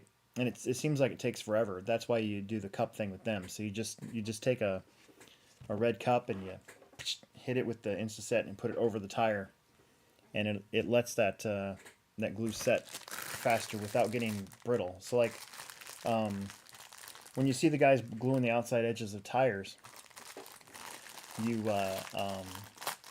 the way that I was doing it was I was loading up glue on the outside and then hitting it with the Instaset. And when you look at it, it has this like kind of brittle white um, uh, look to it, and you don't really want that in the when you're actually gluing your tires. You don't want that. So that's what uh, that's what the cup thing is for. It works, but it doesn't work as harsh as it would if you directly sprayed it on it.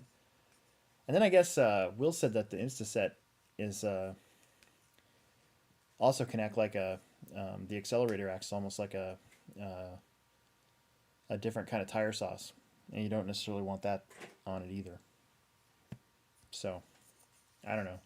Usually, what Will says is spot on, so I don't argue. I just do it.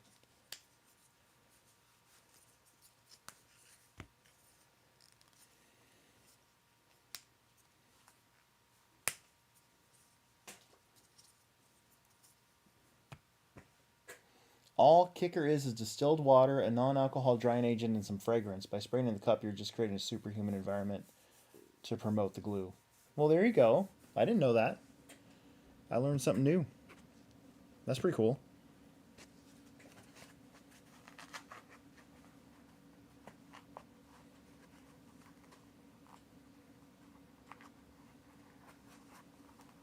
Dustin Peckham. Wow. Dustin Peckham is on here. Hey, Fro Boy, definitely bring some vintage stuff to Haven next year. Yeah, I I got really excited when I saw they were trying to get that vintage thing going at the end of the year, and unfortunately, never really got to go. Plus, I work every Wednesday, so it was hard for me to go. That's why I don't drag race on Wednesday nights. But I'm definitely going to ask for some Wednesdays off because I do want to go. Because, like I said earlier, I myself, I'm almost longing for some loose dirt action. You know, um, we uh, we have it so good at the Plex because we don't have to worry about weather and stuff. But you know, you kind of get tired of the high grip situation that we have. I kind of long for some rooster tails and having to deal with the elements a little bit and having the track change a little bit. So yeah, I think um, you'll definitely see me out there next season for sure.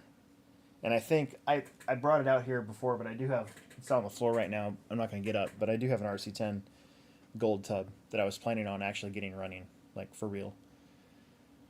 So that's my winter goal is to get at least one of those um, actually working.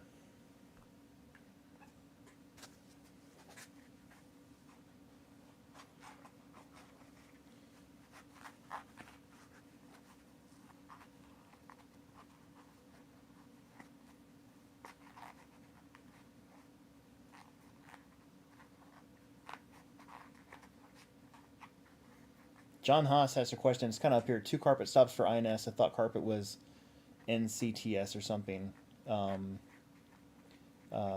yeah. So instead of having two different series, to have to schedule dates for and stuff, and they just combine it into one thing. So it's back to just being the INS, but there's 3 dirt races and 2 carpet races.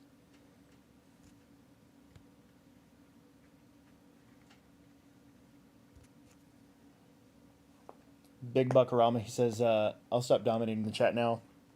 Dude, if you're posting good information for everybody, I wouldn't worry a thing about dominating the chat. So I said I learned something new. Anytime I learn something new as well, I'm happy. So there's no worries there.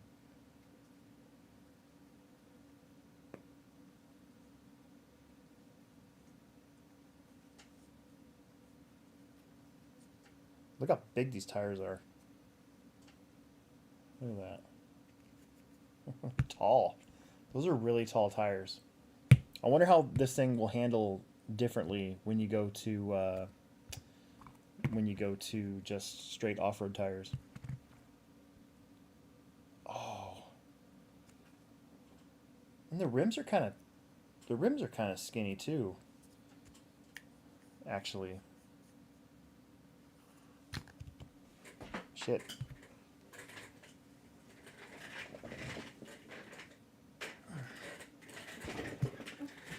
Check something out. Yeah, they're the same offset. So, I'm going to show you guys something. Along with my... See, this is what I kind of want. Another reason why I've wanted to go to Hobby Haven. So, full disclosure, I'm a J Concept sponsored driver, right? So, one sponsor I have, and super grateful. I love running for Jason as well, because he's kind of the same age group as I am. So, he's also kind of a vintage freak and stuff too. However, I do have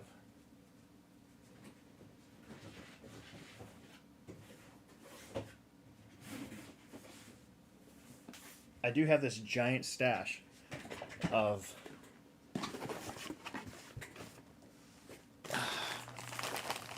old Losi outdoor tires, rear X3000s, big shots, red compound. Should be some IFMAR pins here somewhere. Yeah, there you go. Red IFMAR pins. So, I do like pulling these out every once in a while and running them on a car on an outdoor track, because mainly I think it's funny. Like, when they work. So I think I went to a regional. So they held one of the Region 8 10 scale off-road regionals in Fastlane. Oh, I know what year it was. It was 2015, and it was a series that they did, a regional series. We were trying to do a series. So there was one round at our place, one round at KC on the outdoor, and then there was one round at Blue Groove. And I went down there with these to Fastlane because I knew it was an outdoor track. The only bummer is red compound on a hard outdoor track. They work really well, but they also like burn away like super fast, like one-run tires basically.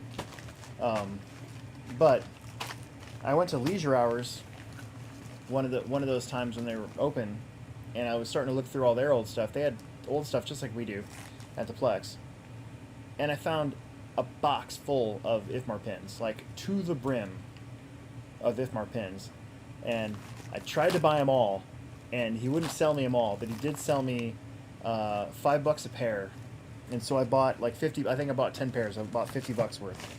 So I think I have at least 8 pairs of IFMAR pins, and I have a whole bunch more big shots, and I think I even have some truck tires. Let me go check real fast. But I have these. I'm never getting rid of these. I might use them, but I'll never actually get rid of them.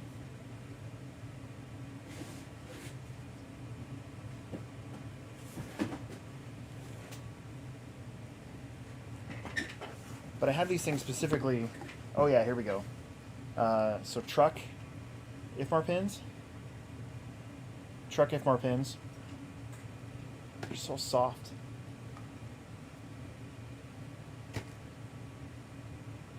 Some wide ribs.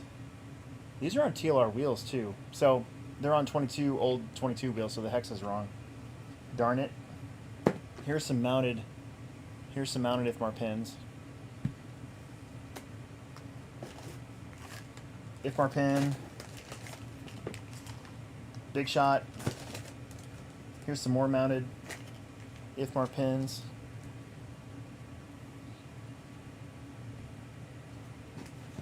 Some more mounted IFMAR pins. Unmounted IFMAR pins. Square fuzzies. I think these are super softs. Oh, check this out. I'm pretty sure that's a whole shot. Not a bow tie, it's a whole shot. Yeah, it's a whole shot. So, whole shots. So, yeah. I can't get rid of them. I can't bring myself to get rid of these because I want to use them sometime.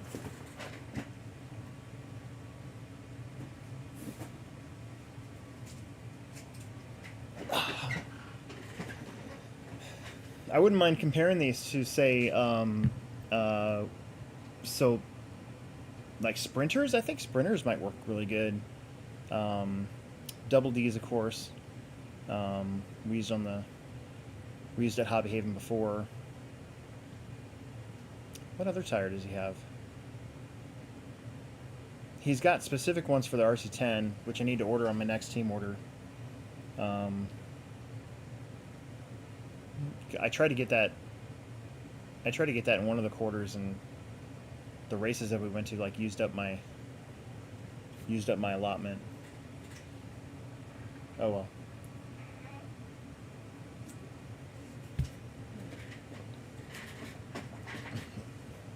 I mean, I can buy them, but for full price, I just... What's the point in being sponsored if you're not going to use them?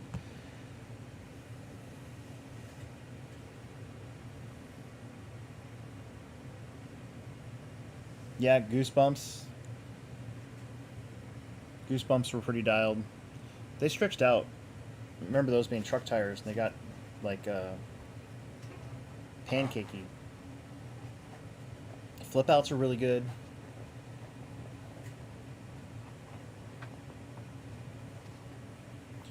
Back in the day at Four Seasons RC, Scotty Brown's dad had a place too.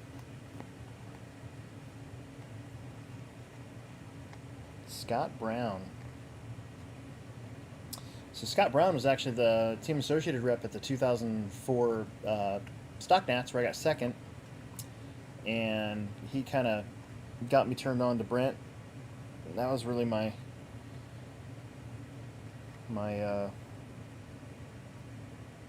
people finally noticed me a little bit after years of trying to get myself out there and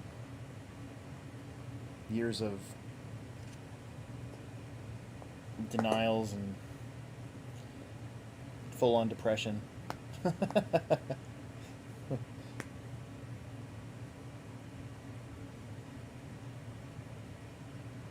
Anthony Santee says, I can only remember bow ties and step pins, which might still have. Step pins are pretty badass tire. When the Lincoln track was down there and I was running the Lincoln track from 2000 to 2003, Proline had a tire called a Snake Eyes, and that Snake Eyes were a badass gas truck tire. Basically, they worked until the little divot where the because they're supposed to look like dice almost, right? And when the divot was gone, the tire was gone. But until that divot disappeared, Snake Eyes were really, really good. When they discontinued that, I kind of went to Hobbytown Lincoln and bought up a bunch of their tires too, because they still worked at our outdoor track when we had it. When the old HobbyPlex track was where Holiday Bright Lights is. right now.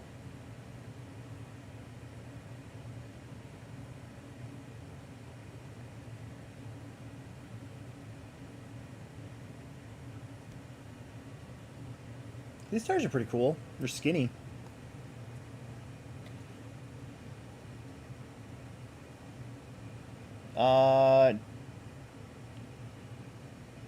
Buckarama says back then he was still racing for Team Losi. That's right. And he had his red Prelude four-wheel steering. Turned me into a Honda fanboy. That's pretty cool. Having Kinwald teammate in my backyard was super rad. Yeah, I wonder what that was like, having being able to be around Kinwald all the time. When he came to the Plex for the Short Crow Showdown race that first time, I was pretty nervous to talk to him. Even then. Do we have any old Losi or Kyosho stuff at the shop? We have nothing. I mean, so the store, anything that was old, that old, I actually got rid of a number of years ago. So we had so much old stuff, and it was all still in inventory, most of it. And so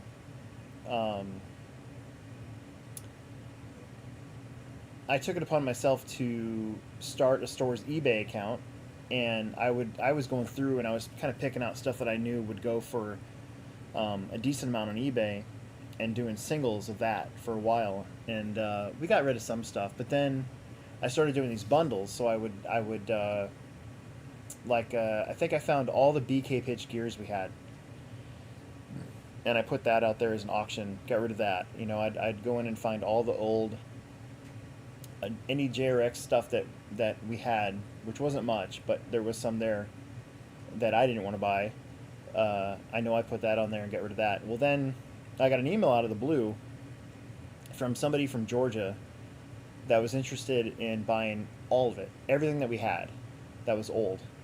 And so I went through and I basically inventoried everything we had, and I quoted this dude a price, and we kind of went back and forth a little bit. Finally got a price nailed down. I went to the owner and I said, hey, this is what this guy's looking for this. Are we gonna go? And it got the okay, and we sold all of it, everything to this one guy out of Georgia. And it was a relief, because we had all this stuff, and you know, you really don't want to have all that inventory just sitting there if it's that old. So we really got rid of a lot of stuff. And in fact the next time I went through to looking for old stuff, I actually contacted him again. I think he bought another big lot from us. So yeah, there really isn't. We don't really have much. Even the re-release stuff from the first Team Associated re-release of the RC10, we did buy parts and stuff, and even that stuff's not there anymore, which kind of surprised me. But I don't know. We do a pretty good job of not reordering when stuff starts to get to the point where it's either out of date or just getting old, you know. But I got my stuff. Somebody brought in, I bought a set of wheels from Ron Chapluski. I think we traded for something. I can't remember what we traded for. But he had some JRX 2 wheels. I don't know if I've shown you guys that, but these are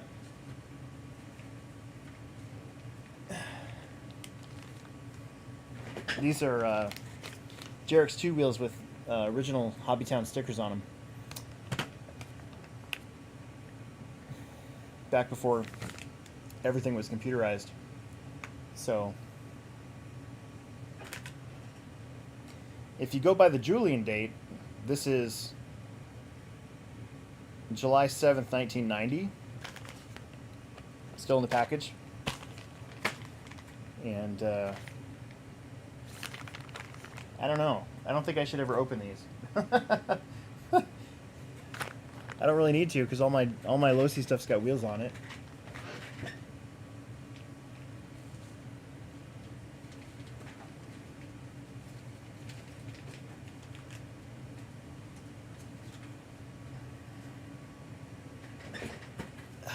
I know Sanders has got a hell of a collection.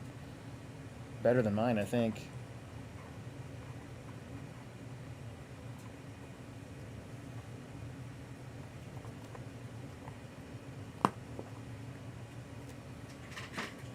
Yeah, and then I got lucky. The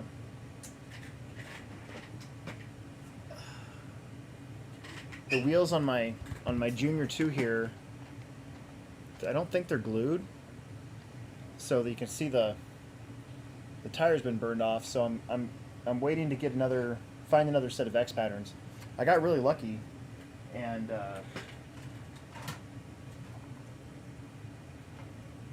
I had 2 full sets of brand new X patterns for my JRX Pro. So the wheels obviously been used up, but the tires are brand new. And then I had 1 more set of rears, and I put those on my JRX 2. Obviously these are the JRX Pro wheels, so I do kind of probably should get those and put them on this car, but I don't want to open that. I don't want to open those up, you know. So for now, these are just fine. But I had a whole nother set of X patterns that I was pretty happy with. And then I have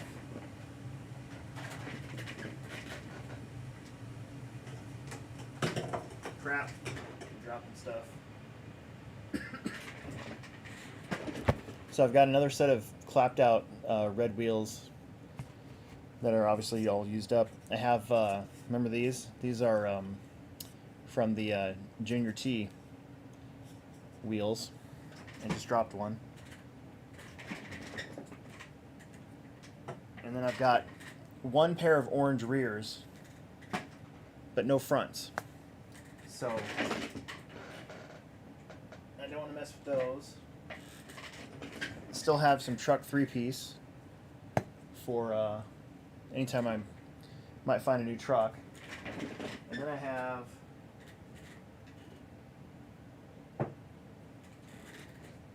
one pair of Losi yellow 3-piece too. But yellow was never really my color anyways. I don't know, I can't bring myself to get rid of them.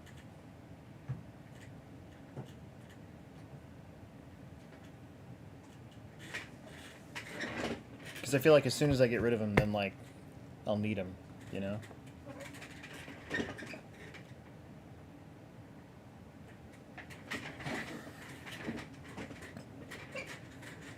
I'll need them for a project that I'll never finish. That's kind of what feels like I'm at right now, is I have all these projects and I never finish them. What time is it? Holy crap, we've been on for 2 hours.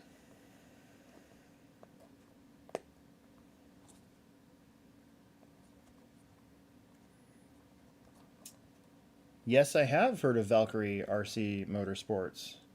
It's I think he was just in our store recently.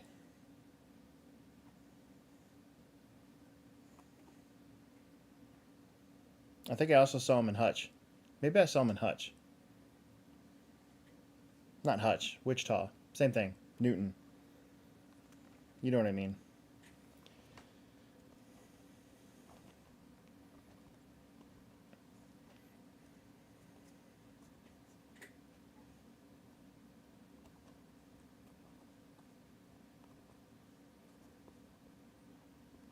I kind of don't like how the foam kind of, you really gotta squish it in there with these.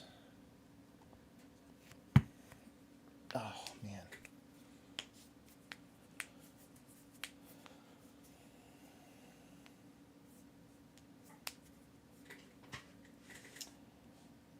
Smoking Rat, not RC related, but have you heard of a show called Beacon 23? Nada. Nada. John says he had a Junior T. His cousin had a T2. So much better. Yeah, I can see that. The T2 is a pretty nice truck. It's the last one to have the aluminum chassis. I have one, and it's I actually have that body from J Concepts, the 95 Ford F-150, to go on it as soon as I get around to it. And I need to order the truck tires that J Concepts makes for it too, or the truck wheels, I should say, truck wheels. And yeah, honestly, that truck could be a contender for running again, but it's so clean, like it's like brand new. I don't want to mess with it. It's plus I really had to twist a guy's arm to sell it to me. So I wouldn't say it's brand new. It's been ran, but it's still really clean, like really, really, really clean. So just needs wheels, tires, body, and it's pretty much ready to go. I wouldn't want to break it though. But yeah, so I found this, right? But I can't find a T3 because all the T3s that end up on Marketplace are the team associated ready to run version with the blue shocks. It's not the same. I want the factory team, you know.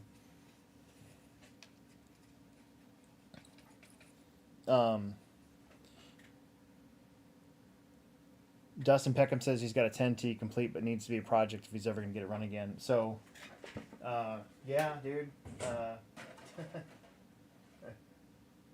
I've shown this on here before, but I don't mind showing them again. We always end up getting into my vintage stuff whenever we're at the end of this thing. This one basically is brand new, like pretty close to it, and it's a beauty, Clark, because it's complete. It's got an old Tekin Sport. I'm pretty sure I could put a battery in this and hook it up to a receiver. I'm pretty sure this one would actually just run right now the way it is. It's got an S148 servo though, so it's not going to last very long. But the story behind this one was a customer brought it in and wanted to get it running, and he's a regular too. And I was like, "What are you doing with that? Why would you run that? Why would you want to drive it?" And he's like, "I don't know." Apparently, he found it in a dumpster. So it was a dumpster diver special that they found, and I ended up buying it from him for $50. So I was pretty happy about that. The battery tray's been cut, which is kind of weird. But the little battery thing is still on there. And yeah, this one's got the more modern lightweight wheels. It's got the big front tires. So I had a second RC10T, and I traded it. I talked about this last week. I traded it for my XXS Graphite Edition to a buddy of mine, and that one had the skinny front wheels. So I had to sacrifice the skinny front wheel truck for the XXS, but that truck wasn't in as good a condition as this truck. So, you know, it was kind of a trade-off. But seriously, this is another one I could probably just. I bet you the speed controller works, and everything. I don't know. It's again, I don't know if I'd want to run this one though, because it's in such good shape. I don't know if I'd want to get it dirty. I gotta find a second one that I wouldn't want to get dirty.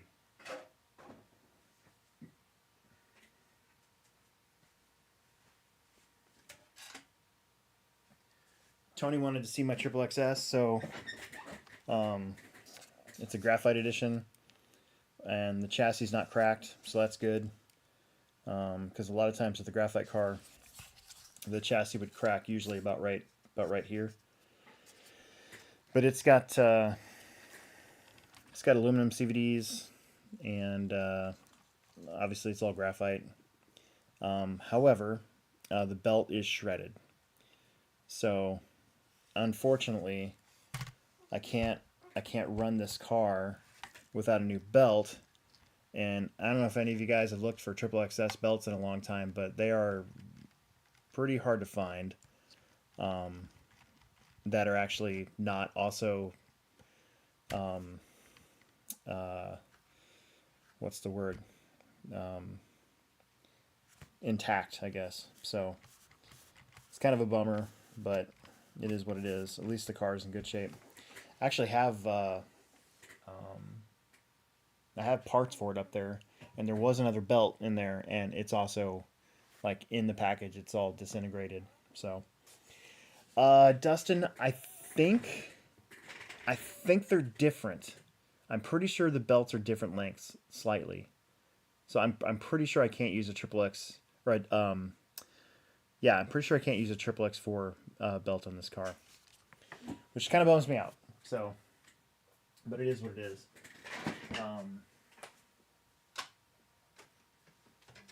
I think since I was on last in the summertime, I picked up a TC3 for next to nothing. So I was pretty happy about that. This one probably could be ran the way it is, but it does have plastic CVDs. So I'm pretty sure this was the sport car, because the shocks are also not anodized. But it's pretty dirty. But I don't know. I thought that was a pretty good find. And Tony, you're gonna freak out about this one. You might freak out about this one. I don't know. But this is a JRX S that I traded for. And again, I would have no reason to run this car, because if you break this car, good luck finding parts for it. But this one's pretty badass. And I don't think it's a Type S. I think it's the original one, because the motor's back here instead of up here. So I picked up this summer, and I had my original body for it. So I went ahead and stuck it back on there and stuck it back on the shelf. And then while we're at it, I think I've talked about this one on here before, but that's an OG RC10 GT that I got from Mile High Off-Road Raceway. He posted that he bought a lot, and this was in that lot, and I texted him. I'm like, all right, man, how much to get that thing? So paid for it and got it, and J Concepts makes a body for it, so you know, if anything, I'll just put a nice body on it and call it good. But it is kind of filthy. It's pretty gross, actually. It had definitely been ran, but it's pretty much all there, which is pretty awesome.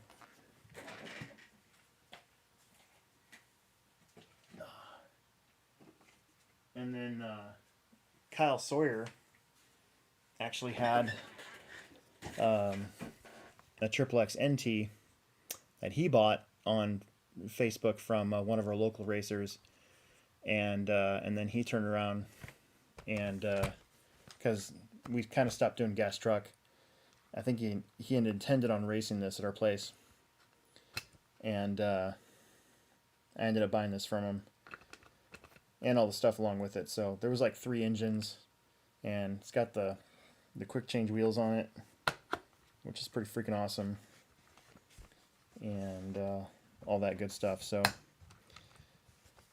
unfortunately, J Concepts does not make a body for this one. So at the moment, this one's just a looker. But those are all the newest pieces of my museum. The shock tower's broke. What the heck? No. Really? Well, that makes sense, because I don't know how many shock towers I broke on mine, but it was a lot. Look at that. I don't know if you guys can see that right there. I just noticed the shock tower's broken that thing. I hope my cat didn't, like, climb up there and knock this thing over and nobody told me. But look at that. It's clean. It's really clean.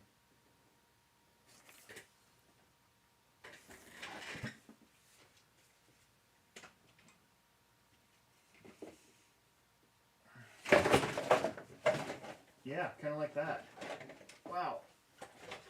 That'd be dumb.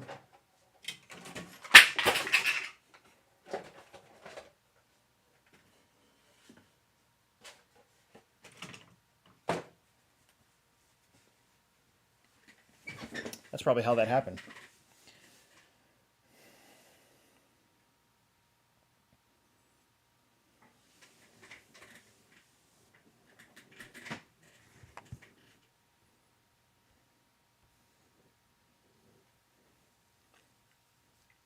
Alex Eklund's on here. Eklund. He's got a triple XNT somewhere. Pretty sure it's the RTR version. You know, the team is using some of the RTR plastic to make the, like, to help the truck make mains. Like, it was like the plastic was softer, so it would not break as easily as the hard graphite stuff. Let's scroll up here real quick and then leave it on for a while, so we'll probably take off here in a minute.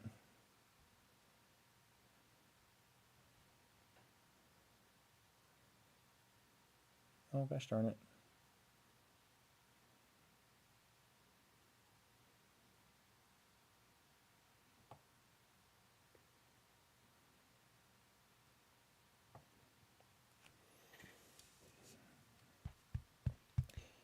John Chappelle says eBay people are proud of their possessions. Yeah. It's annoying when you go on eBay and you find something that you like, but they've put some crazy reserve on it or like a really high starting price. It's annoying. Like when I put something on eBay, I want it to sell and I never want to see it again. So I started at 99 cents and just let it go, and it usually goes for what it's supposed to go for. And you owe eBay less money. So if you start something at like a really high price and it's an auction, if you start at the high price, you actually owe eBay more of a percentage than if you put it at 99 cents. Or at least that's the way it was before I stopped doing near as much eBay stuff, because our government wants $600 or more of what we sell online.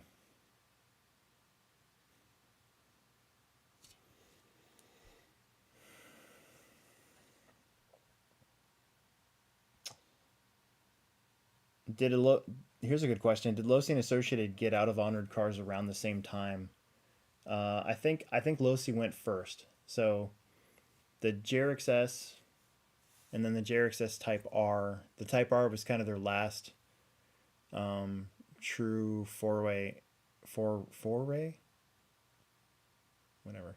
And even then, they kind of didn't support the car. It's kind of like what it feels like right now with like the truck, like the Team Losi trucks, like the short course and the two-wheel drive truck. Like, people still have them, and they're racing, but Losi at the moment, TLR is not really producing any new ones. They discontinued it, and their team drivers will race stadium trucks sometimes, like Dakota. You know, when the last time I see him race mod truck, it would have been at the the Hoosier race, you know, but they don't make the truck anymore. And it was kind of like that with the JRX S. There was a few guys that were still racing the car, I think in like what, 2009 or 10 maybe, and then eventually once they were out, I don't think there was much support at all for the car, and obviously it wasn't being made anymore. I think Team Associated got out because their TC7. I went to Worlds in 16 and they still had a team at the Worlds. Granted, it was two people, but there was still a Team Associated presence there. So it would have been 16 or 17. So I think Team Associated lasted longer, stayed with it longer than Losi did, for sure. So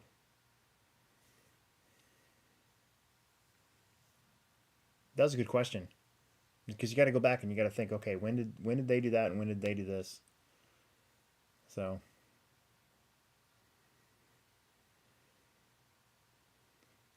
a couple guys had Kyosho Raider. The Raider was kind of a the Raider was one of those cars where you'd flip through the magazine and you'd look at it and go, wow, that thing looks cool. And then one came through the store a while ago, and I remember thinking, oh, this is a Raider? Like, it's not what I remember.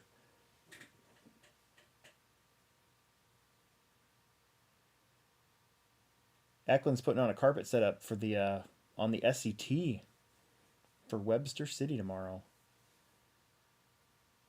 Yeah, I finally ordered some SCT fuzz bites. We don't really have a short course class, but there's a few guys running a slash in Plex spec, so we got those in for that just in case. But I think those guys are better off running the stock slash tires. To be honest with you, they don't grip as hard. The truck would be less likely to roll over.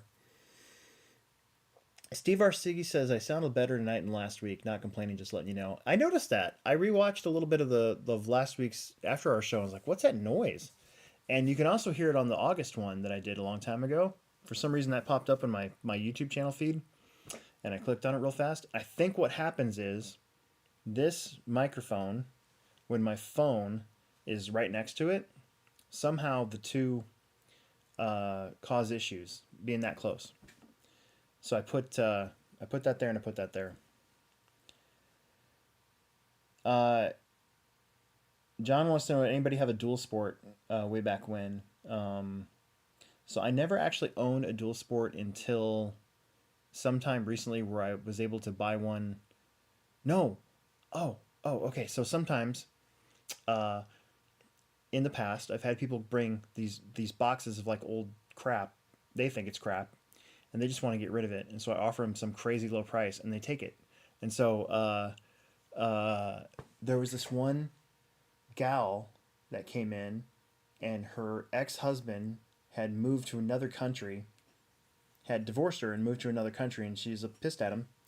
And so she took all of his stuff and brought it to us and wanted us to go through it. And I just looked at her. It's like, I'll give you $100 for everything right now. And she was just like, okay, fine. And so I ended up with like a whole bunch of stuff. And there was a dual sport in there, but it wasn't complete. It was missing some stuff. And because it wasn't complete, and I know how difficult it is to find those things, I sold it on eBay. And I actually sold it to... Crap. What's his name? I'm going to forget his name. But I sold it to one of our racers' dads, and his name's escaping me right now, and I'm going to feel really stupid about it. But anyways, it ended up being his dad. And so I texted this dude, and I was like, hey, is your dad this and this? And he's like, yeah. And I'm like, I just sold him a dual sport. But now I can't remember the name. And I should know it, and I'm going to kick myself for not remembering it right now. Oh well.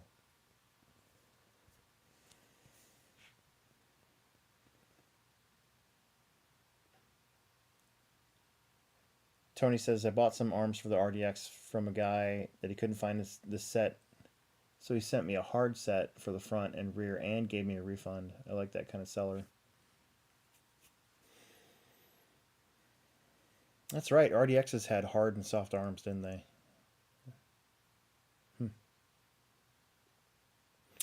Oh well. All right. We've been on for over 2 hours, and I'm sure you guys don't want to watch paint dry or glue dry. So I think that's gonna do it for tonight. I got to be at the store tomorrow bright and early at 10 a.m. Last week I was 5 minutes late, and I had the key, so the store opened up late, and then I felt really stupid. And it's all Casey's fault because Casey's didn't have their gas pumps on, so I needed gas, and because I don't think I would have made it because I'm that guy that lets his tank roll down that far, and so I went to the Casey's right by my house, and all their gas pumps weren't on, and so I'm like, shit, what am I gonna do? I gave myself time for one stop, not two, so I had to go get gas, and so I had to go to the come and go, so I had to make an extra trip over here, and then fill up real quick, and then go to work, and I was 5 minutes late, so yeah, not not the best day ever, not the best start of the day. Let's put it that way. Anyways, all right, I'm gonna go. Make sure that you subscribe, like, tell your friends if you haven't already. Most of you guys that are on here are already subscribers. Doesn't hurt to become a Patreon member. I know we've been paying for our podcast this year out of pocket, which is why it's only on once a month. Yeah, we'll see what we do better. See if we do better on that next year. But anyways, you guys don't want to hear about that. Thanks to my Patreon members, though. I know a couple of you guys are on here, so that goes a long way. Yeah. Anyways, we'll catch up next week. We should be able to. Oh, wait a minute. Next week. Next week's There will not be an after hours next week because I'm going to be working on the dirt track. So you guys will just have to wait for the podcast in 2 weeks. So I'll try to get these in on Mondays when I can. And next week I'll be busy. I'll be on the tractor. So there you go. Thanks. I'll see you guys later. I'm done talking.